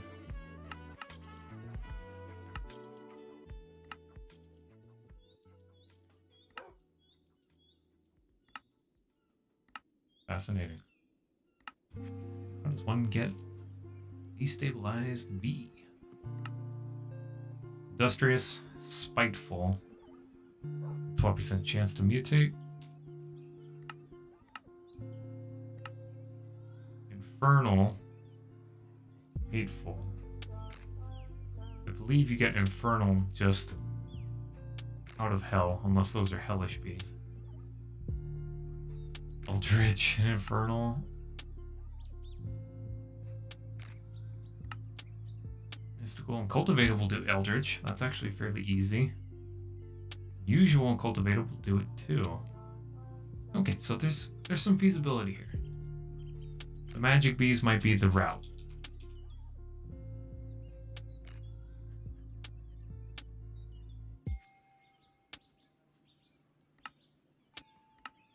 I don't actually know what the Diamandi drones would do. With bees, I should say.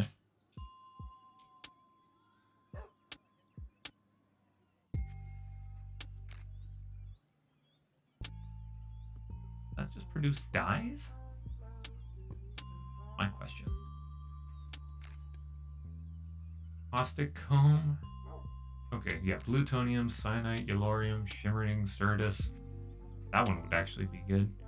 Decomposed, unstable, glowing, nickel, tinted.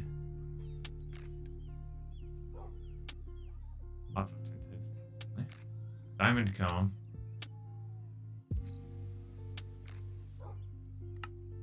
Cultivated and lapis. How do I get lapis though? Water and resilient. 5% produce lapis.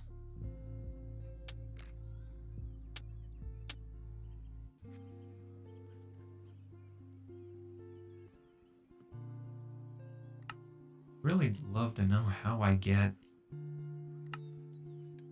larvae. Don't know how that's output. Unless it's just... Oh, wait. No, that's coming out of the aloe berry. I'm thinking. I'm pretty sure the aloe berry might be another thing we have to look at.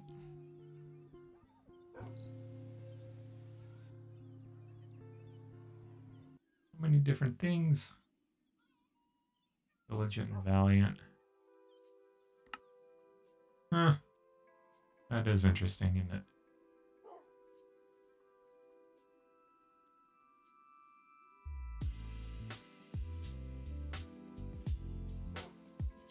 Fruity, seedy, alcoholic, energetic, static, iron, golden, copper, tin, silver, radioactive. Honestly, I would really love to get the Elorium. That would be really nice. The plutonium, perhaps, too. Cyanite and Elorium. That's hilarious.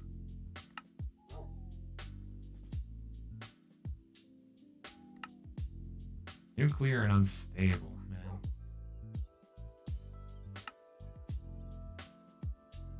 man. Primeval ancient. Secluded and ancient. Noble and diligent. Okay. Now we're getting places. Noble. Common and cultivated. We can also achieve. Okay, so we have some options to explore. Oh, nuts. You may have to rotate away from the bees. It's just not feasible without that splicer for the database. Because it keeps crashing. Definitely tricky. Tricky indeed.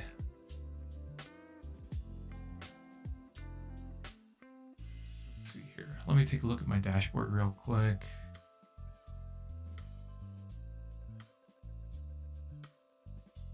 Okay. Let's see here. 3 hours, 45 minutes. That's good enough to call it good for today. A little worn down because of all the issues I had on the mod pack today. So I think I'm going to call it a little bit early. But hang around. Let me see here. Yeah, that's good enough to raid Chris. We're going to go ahead and raid my good friend Spartan Chris.